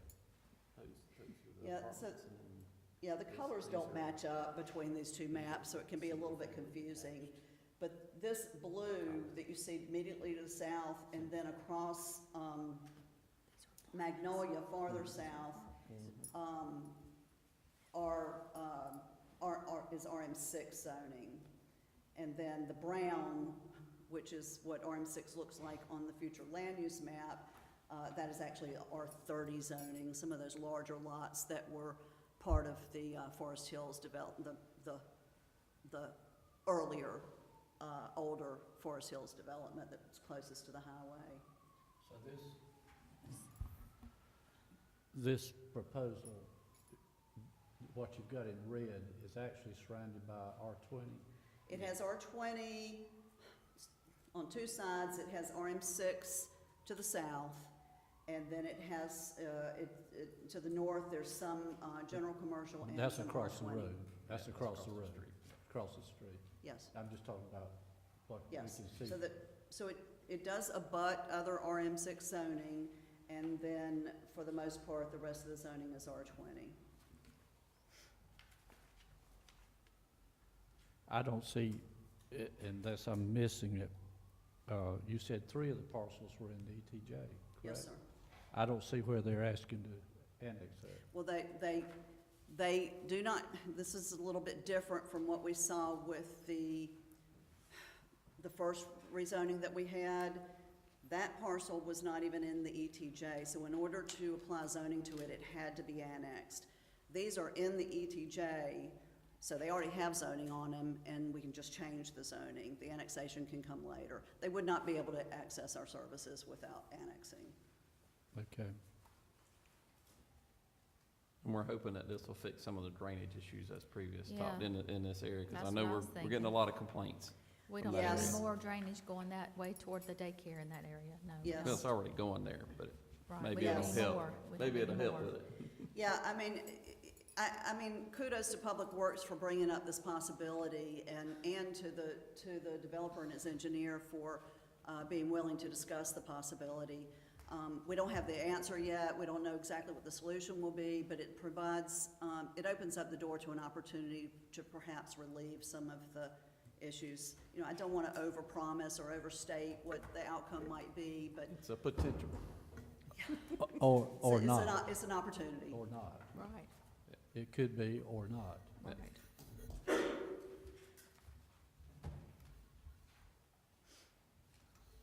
Questions from the board? Anyone? Again, What is this street name, right? This one? There's not a street. That's not a street, There's that's no just a street. boundary, okay. So to access this parcel, and you have this to is, go down Johnson. this is a public hearing also. They're kind of landlocked, okay. You got magnolias here. And again, Mr. Rogers is Okay. here, and Mr. Matthews perhaps can add to what I've said, correct any mistakes I've made, and take any questions from the board. Anyone from the developer proposal? Tell us who you are. My name is Heath Rogers, Thank you. and that's Scott Matthews. He's our engineer. All right. Sir, you're the applicant. Is everything that's been stated accurate and true to the best of your knowledge? Yes, we plan on, the whole entire plan is to do single-family homes. And we want to work with the town with the drainage issue there, because it just makes sense to have everything. Okay. We have a lot of flooding there at Planet Fitness and storage units, so Yeah. it just makes, to me, it just kind of makes sense. Sure. And that it kind of solves problems on both sides. But all facts presented by the planning director are accurate? Yes. Okay. Just want to So- make sure for the I'm sorry. I'm sorry. You're wanting this to be rezoned to RM6, correct? But Yes. did you just say it would be single-family homes? Right, that was gonna be my question. The reason that we wanted RM6 is because of the number, with the infrastructure that has to be brought into the area. It doesn't justify to have it larger than RM6. And since it butted up to RM6, we were hoping to have the RM6 extended just for us to where we could, our lots go from, in our projected drawing, it goes anywhere from 6,000 to, I think the largest one's a little bit over 7,000. And it allows us, with that, the green space, and we've got a walking path for everybody to get around it, and things like that. So that's the reason that we wanted the RM6. So you're not proposing multifamily, is that? No. So We you're- actually, when we started, we actually thought about that, and we got with Scott, and we really crunch numbers and what actually worked better for everybody. And it actually works better for us to do RM6 with single-family homes than it does with apartments and things like that. I was, How many houses are you proposing? 48. 48.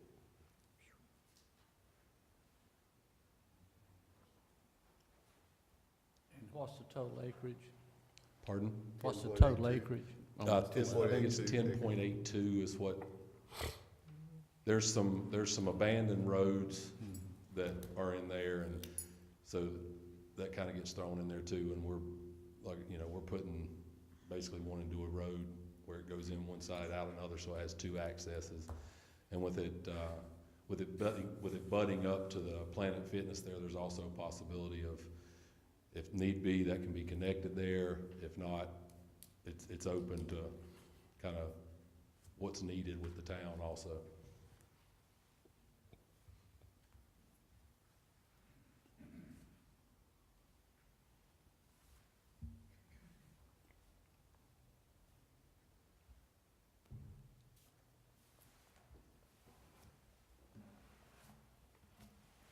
What's the zoning right now? R10? R20. R20. And there is RM6 adjacent, but no R10 in that area.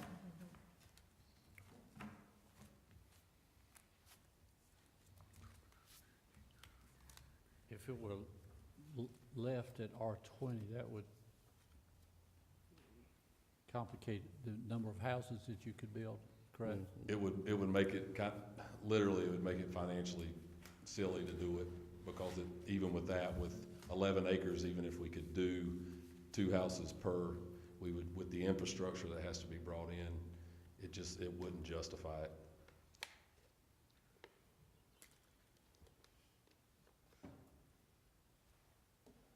Questions? Anyone? Still seems like a lot of homes, doesn't it?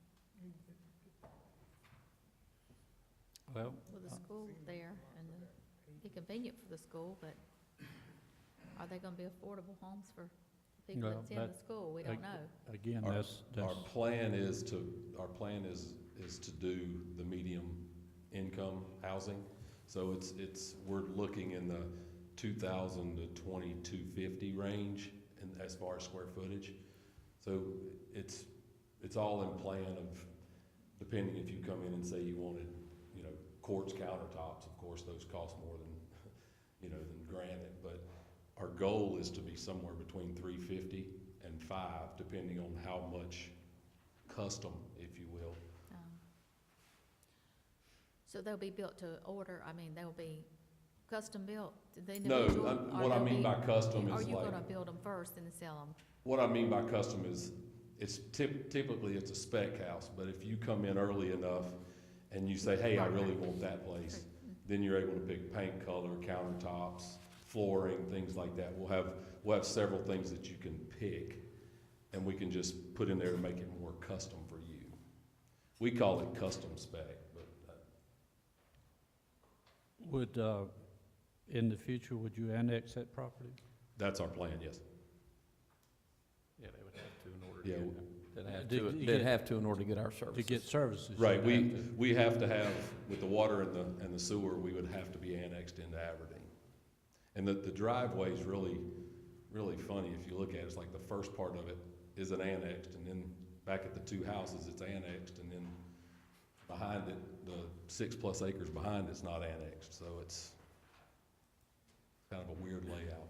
Yeah, Mayor, there's no way they could do the development without annexing in, Yeah, because they'd have to have water and sewer, and then, sure. of course, we have to have the road, meet the road requirements, curb gutter, sidewalks, and everything. The reason I asked is because it wasn't on your proposal. to Yes. annex it. Yes. And I was curious why not.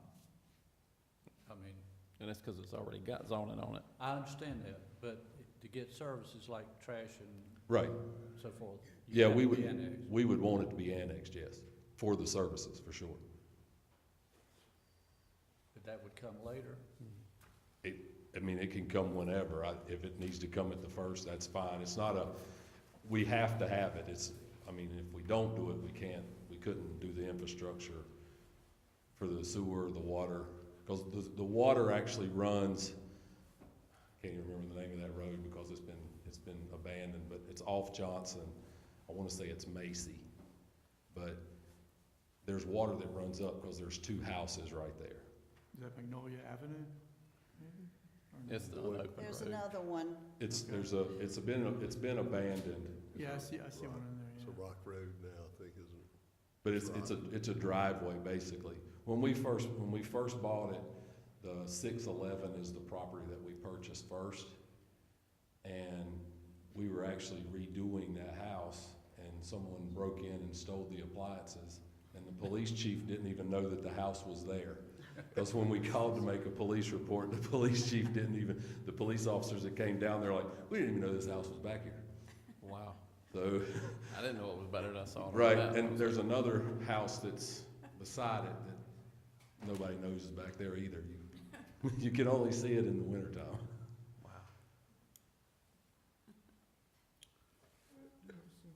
Other questions? We've got the So what would you, applicant here. so what would you do, build around those other homes that are there, or tear those down, or buy them, or, We would tear them down. okay. That's the sad part about it, is we would have to tear those two houses down, and I literally just updated the house at 611, but it doesn't fall in the plan. Okay, so you already own part of this property previously then? Sounds like. Well, I bought it in stages. I bought 611, and the same lady that owns 611 owns 615, so I bought that from her. And then Mr. Seymour actually was one of the, I want to say his grandfather was one of the people that helped bring Aberdeen to life. But his grandson, I think it is, actually sold me that property, and that's what butted up to RM6, and that's what kind of gave us the idea of, hey, this is.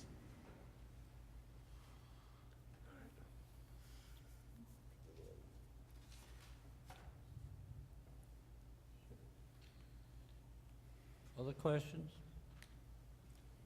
Nope. For the applicant, anyone? Thank you, sir. Thank you. And I do have some requests to speak on this. Orky, am I saying it right? Yes, hey.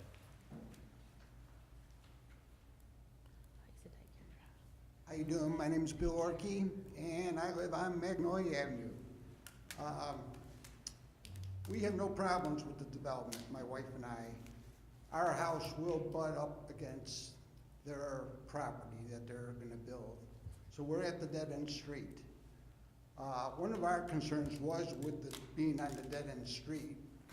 I did talk to Mr. Heath, and he was proposing that there would be only one entrance through where the two houses are now, and that our house would be a dead end, but for emergency access only, in and out. So we would receive no more traffic coming in. So we're fine with that if that proposal could happen. There's probably not a lot. Him and I talked, and neighbors talked, I don't know what they want to say. We're in the catch-22. We're trying to sell our property, which is the daycare. So we got mixed feelings on how our property is going to be sold. We don't know if it's going to be sold as residential or commercial. Right now, it is residential right now because it was a daycare, but it was closed down back in June. So we're just kind of in limbo right now. We were gonna sell, my wife and I, we were gonna put our house up for sale with the daycare property. We have a nice house. We're getting to the age, it's too big for us, but we don't wanna move. We like the area. So we're planning on sticking around in the town of Aberdeen for many years, hopefully. Good place to live. It is. I do have a question for Heath. Our neighbor, Sir.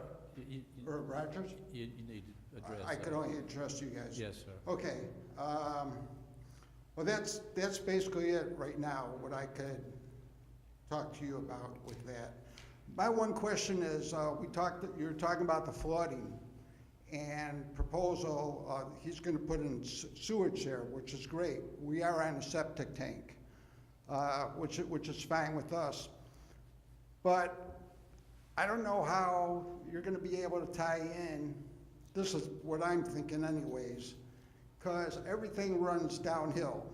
So at the edge of the property there, of the red line on the right side, going toward Planet Fitness, that runs all the way downhill. So water is not gonna go up the hill, it's gonna go down. So I don't know how that flooding is gonna work, even if you put in sewer going in toward Planet Fitness. Everything's gonna be going down, and all that property on Atrum, you know, the way it's bowled and everything, so that's where the water settles. We have the issue with Mr. Brian, I know you made a comment earlier, and it's not directed to you personally, but I know you made a comment. You said to the folks over from the last development, it says, "You will not see no more flooding," and then you said, you made the correction, you should not see no more flooding. Well, unfortunately. No, what I said was you wouldn't see any more water runoff off the property than what you're seeing at this time, because Correct. that is according to our ordinance. Correct, and that's what we were also told before Planet Fitness was built, that we would not see no more flooding except to where we were at. It would never get worse. Well, when Chantel hit, we had less rain and we had more flooding. We had a foot of water in our property of our lower building there. When we had Michael, or it was another one back in 2017, 2018, the storm that came in there, we had like 13 inches of rain, and we only had like 2 inches of water in our property. Now, we had a foot of water with about 8 inches of rain, and you could thank Planet Fitness for that, and Magnolia Square, because they never put drainage in. So, but that's all I have to say. Thank you. Yes, sir, thank you. Also, Mr. Chu, did I say that right?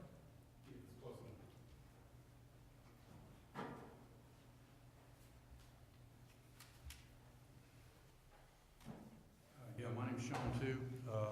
I live right at the bottom corner of it. My lot will back up to this new development.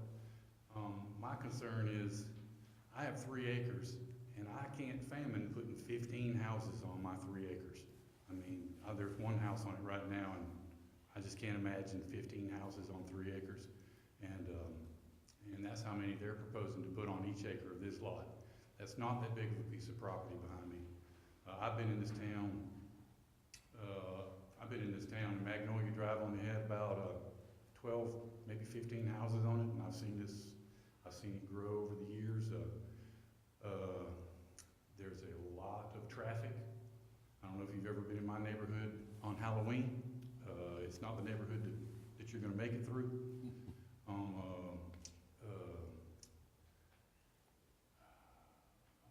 If you ever come through my neighborhood while school is either going in the morning or coming out in the afternoon, that's not another neighborhood who needs another 48 houses. I'm not against growth. Even that last neighborhood that y'all were talking about close to Pinehurst, y'all were only allowing 3 houses on an acre.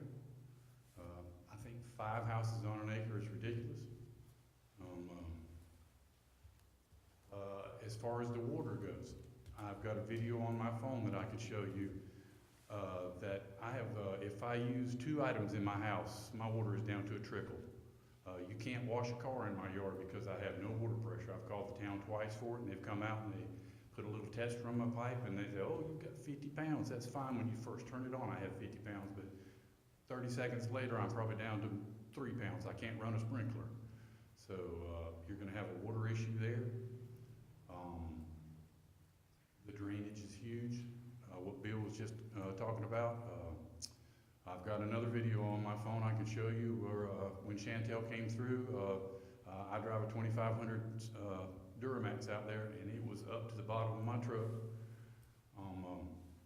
And that water's not going anywhere.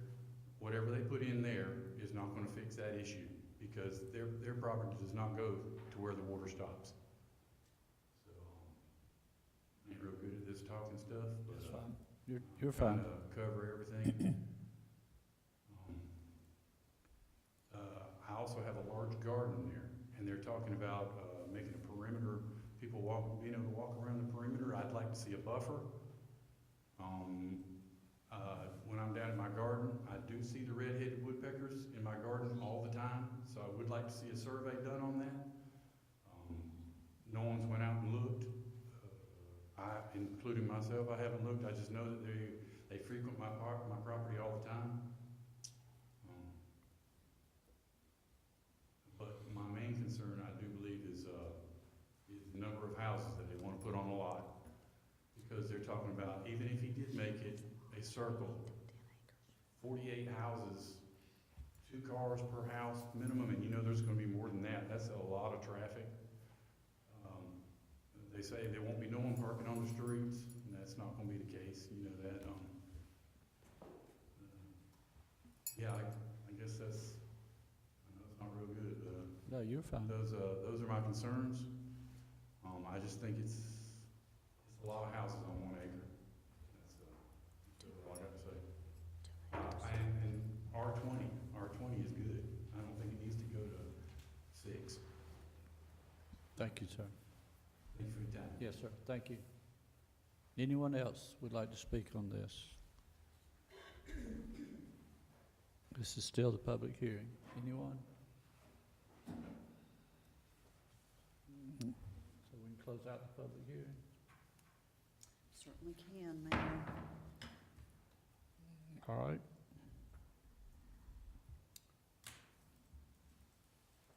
And if the board is prepared to make a decision this evening, let me get to the recommended motions.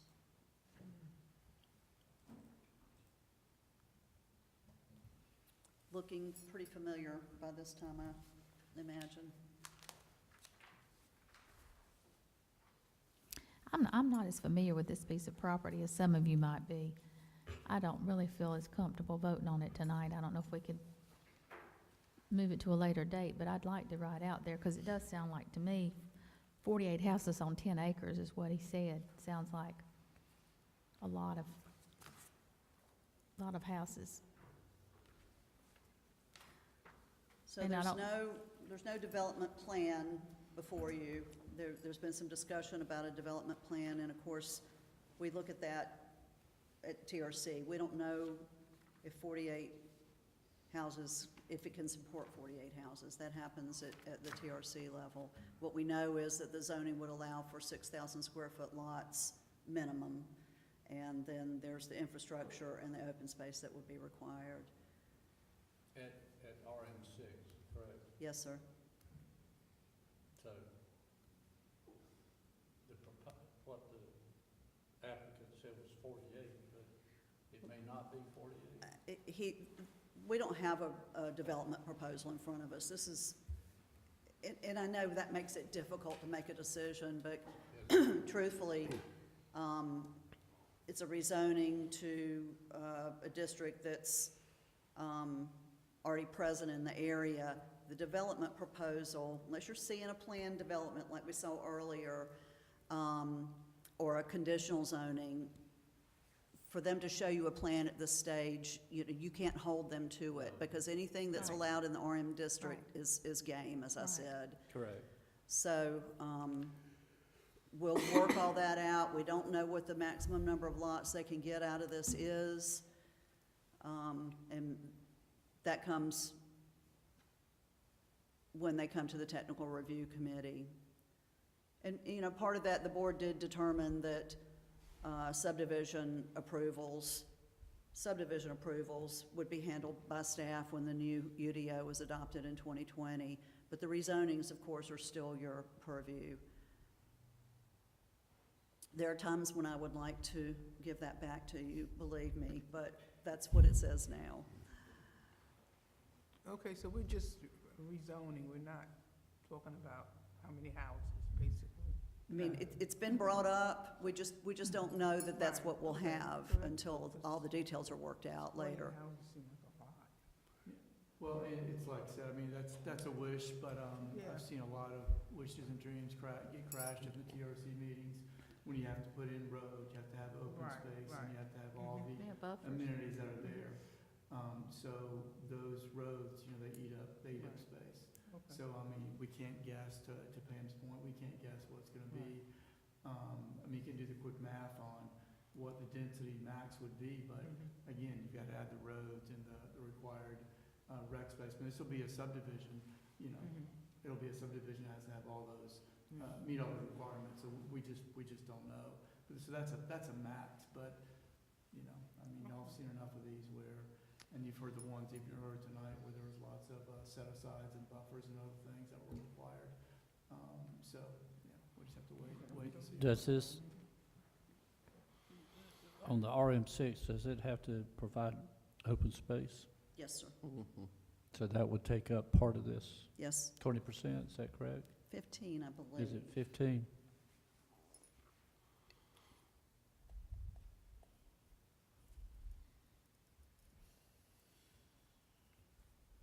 Well, I can understand the economic feasibility of having that many houses, to make it profitable, but, I'd like to see a plat, something first.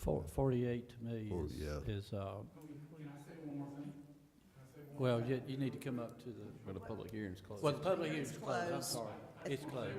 At this, the public hearing is The closed. public hearing's closed, sir, I'm And sorry. and I'm sorry too, so at this point, you're in deliberations, some clarifying questions can be asked and answered, but further, input, Yeah, new input cannot be. yeah.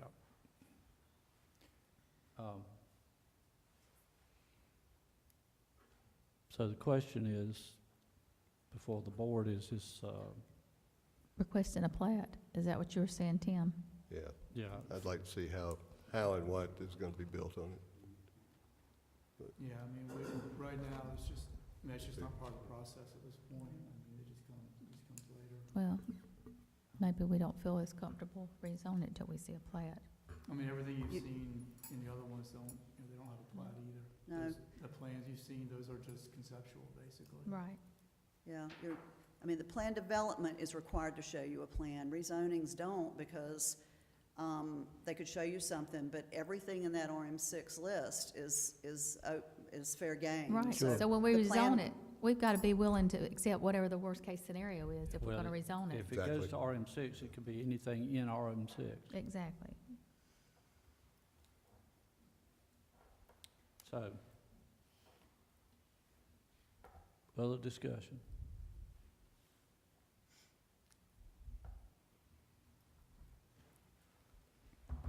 Well, I make a motion that we, table this for the moment, or just not rezone it at this time. That's the motion, that's motion number one, which is rezoning. No, he's Is- tabling it, You're just tabling it. and you've got a second. There is a second. Okay. Is there information that staff can bring back to you to make the decision? I've got to see more than we got tonight. Can I ask for I'd like to see a specifics? plan, some kind of plan. If we do it, what is it, RM6, we can get apartments in there, and, That's correct. We're jumping a whole zoning code to go to a lower code. Yeah. So, I mean, it's not like we're I've just got- moving from 10 to I've got to 20 be or 20 convinced to more than 10. I'm being convinced right now, put it that way. Okay. We've never shown plans for general district rezonings before, and I think to do so opens up to, well, we saw this is what we expect you to build, but they have everything at their disposal that's in that RM6 district that they Yeah. can build. I mean, truthfully, and we've seen it before, and I don't know that Mr. Rogers is planning to go this way. He may sell the property to somebody that has an entirely different concept. So, if it's rezoned, it's RM6, and it could go anything in RM6. Okay, I make a motion that we don't rezone it. How about that? I second it. Motion and a second.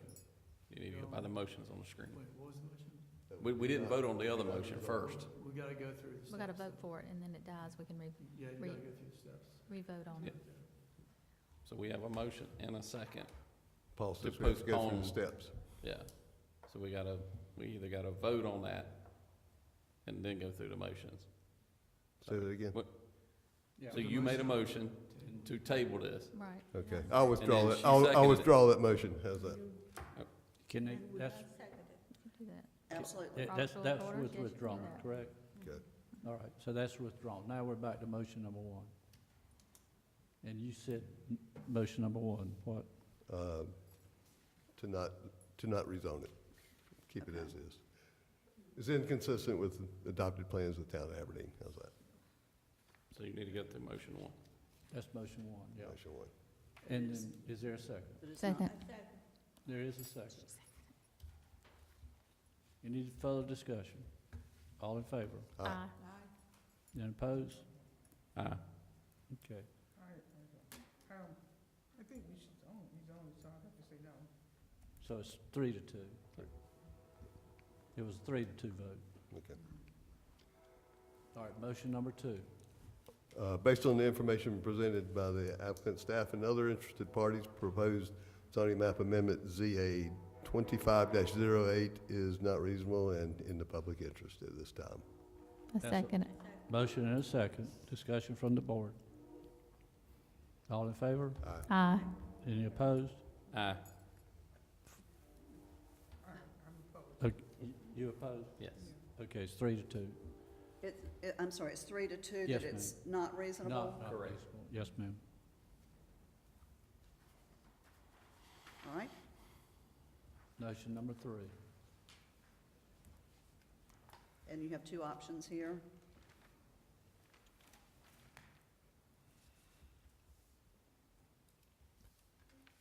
I make a motion that the Board of Commissioners issues denial of the rezoning map amendment ZA 25-08 based on the following. That is not consistent with the adopted plans that we've decided to approve based on not knowing the purpose of the land. Well, that, We've never known that before. we've never done it. I wouldn't use that term. Mm-mm. You might want to restate. All right, I make the motion of denial of the zoning map amendment ZA 2508 based on the following. That is not consistent with the zoning in connection with the surroundings, which are R20. I'll second that. There's a motion and a second. Discussion. Anyone? All in favor? Aye. Aye. Any opposed? Aye. So that was 3-2 again, right? 3-2. All right, Thank you. yes, that closes out. Thank you.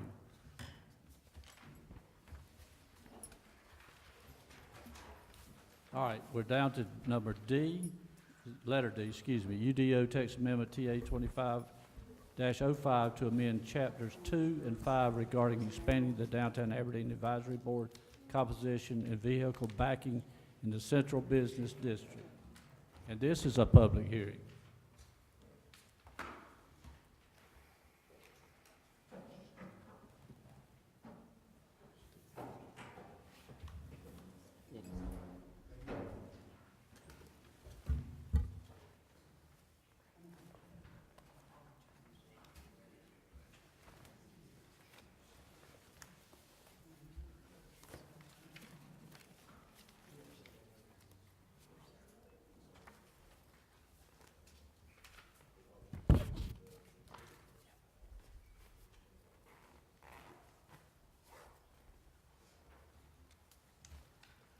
Okay, I'm sorry. This is a public hearing. Yes, ma'am. Good evening, Mayor and Commissioners. I have two proposed text amendments for you this evening. The first, as stated, a proposal to amend the existing DAB, Downtown Aberdeen Advisory Board composition, expanding the eligibility and the jurisdiction requirements, and also in Chapter 5, amending the existing standards for vehicle backing. Starting with the proposed Board expansion recommendations. This was discussed with the downtown board in an attempt to invite and encourage community participation beyond the existing requirement of downtown stakeholders and residents. The proposal would expand beyond the central business district boundary to include the greater Aberdeen jurisdiction for residents and other stakeholders. Here you'll see the, proposed, apologies, from the current 5-member board with 2 alternates to a 7-member board with 2 alternates as well, and expanding from the central business district restriction to include the greater jurisdiction, to include the ETJ. So it would essentially mirror effectively what the planning board's composition and structure is currently. Additionally, for the eligibility requirements, that also specifically added the at-large member.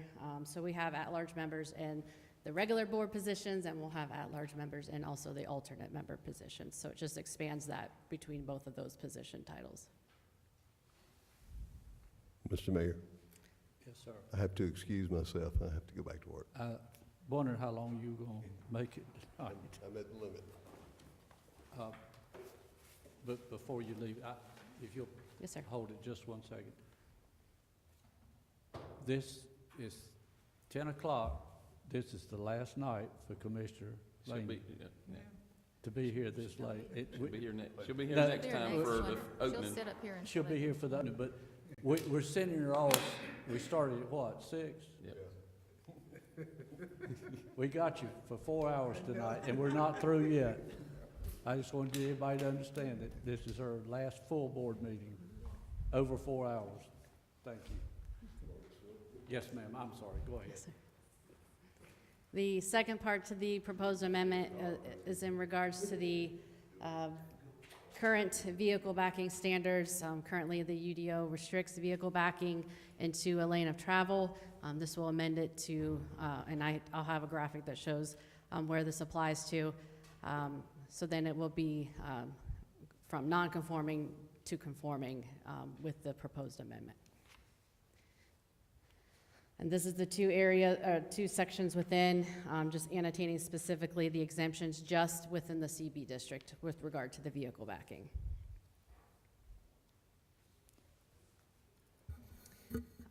This overview graphic shows the current areas and streets within the central business district with the blue stars indicating where vehicle backing currently exists, whether it's angled or perpendicular parking.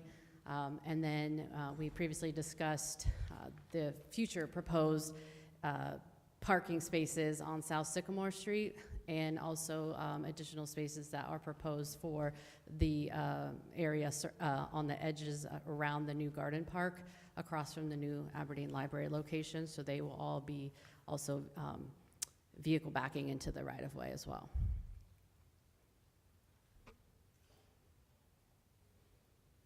So we follow the standard procedural information with regard to the text amendments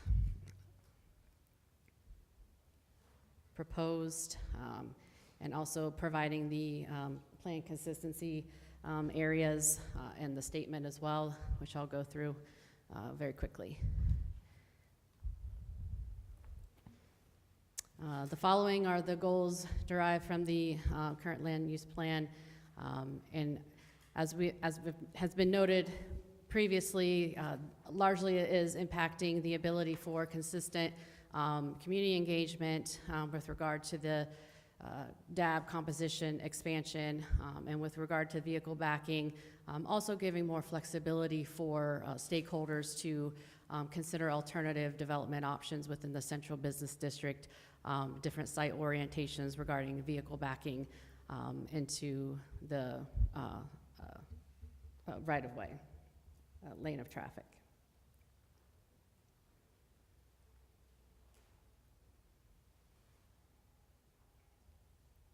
So I have two proposed motions, if the board is ready to consider a decision. These are both motions about Yep, we got it. both things you're talking about, or, Correct. There's two motions. yeah? I just had one question about the DAB, if that's okay. Yes, ma'am. Can I ask it now? Of course. Or need to wait? So we're gonna move from 5 positions to 7. Would we still have 5 downtown people, or would it matter who gets what? Is it just gonna be like, we're just gonna have an additional, I think I just. I'm just curious what the makeup is. That's gonna okay. be. I don't have it memorized, so I just wanted to That's make sure okay. I come back to this. So we're going to maintain 3, I believe it's 4 downtown stakeholder positions, and then 2 additional residents. So it could, or excuse me, non-downtown stakeholders. So it could be a resident or a business owner or stakeholder from the greater jurisdiction as well. 2. Yes, so in the So regular posts. So someone, let's say for like Texas Roadhouse, or someone that owns a restaurant in that part of Aberdeen could serve on it, is what you're Correct, and the saying. intent is opening up the opportunity Yes. for someone who may have an interest in Yes. downtown revitalization and want to get involved on the board specifically, or perhaps in other areas of volunteerism and maybe events and things like Right, that. okay. Serving on the committees. It just opens up the opportunity for people to participate and maybe learn a little bit more, and then perhaps become a board member in the future as well.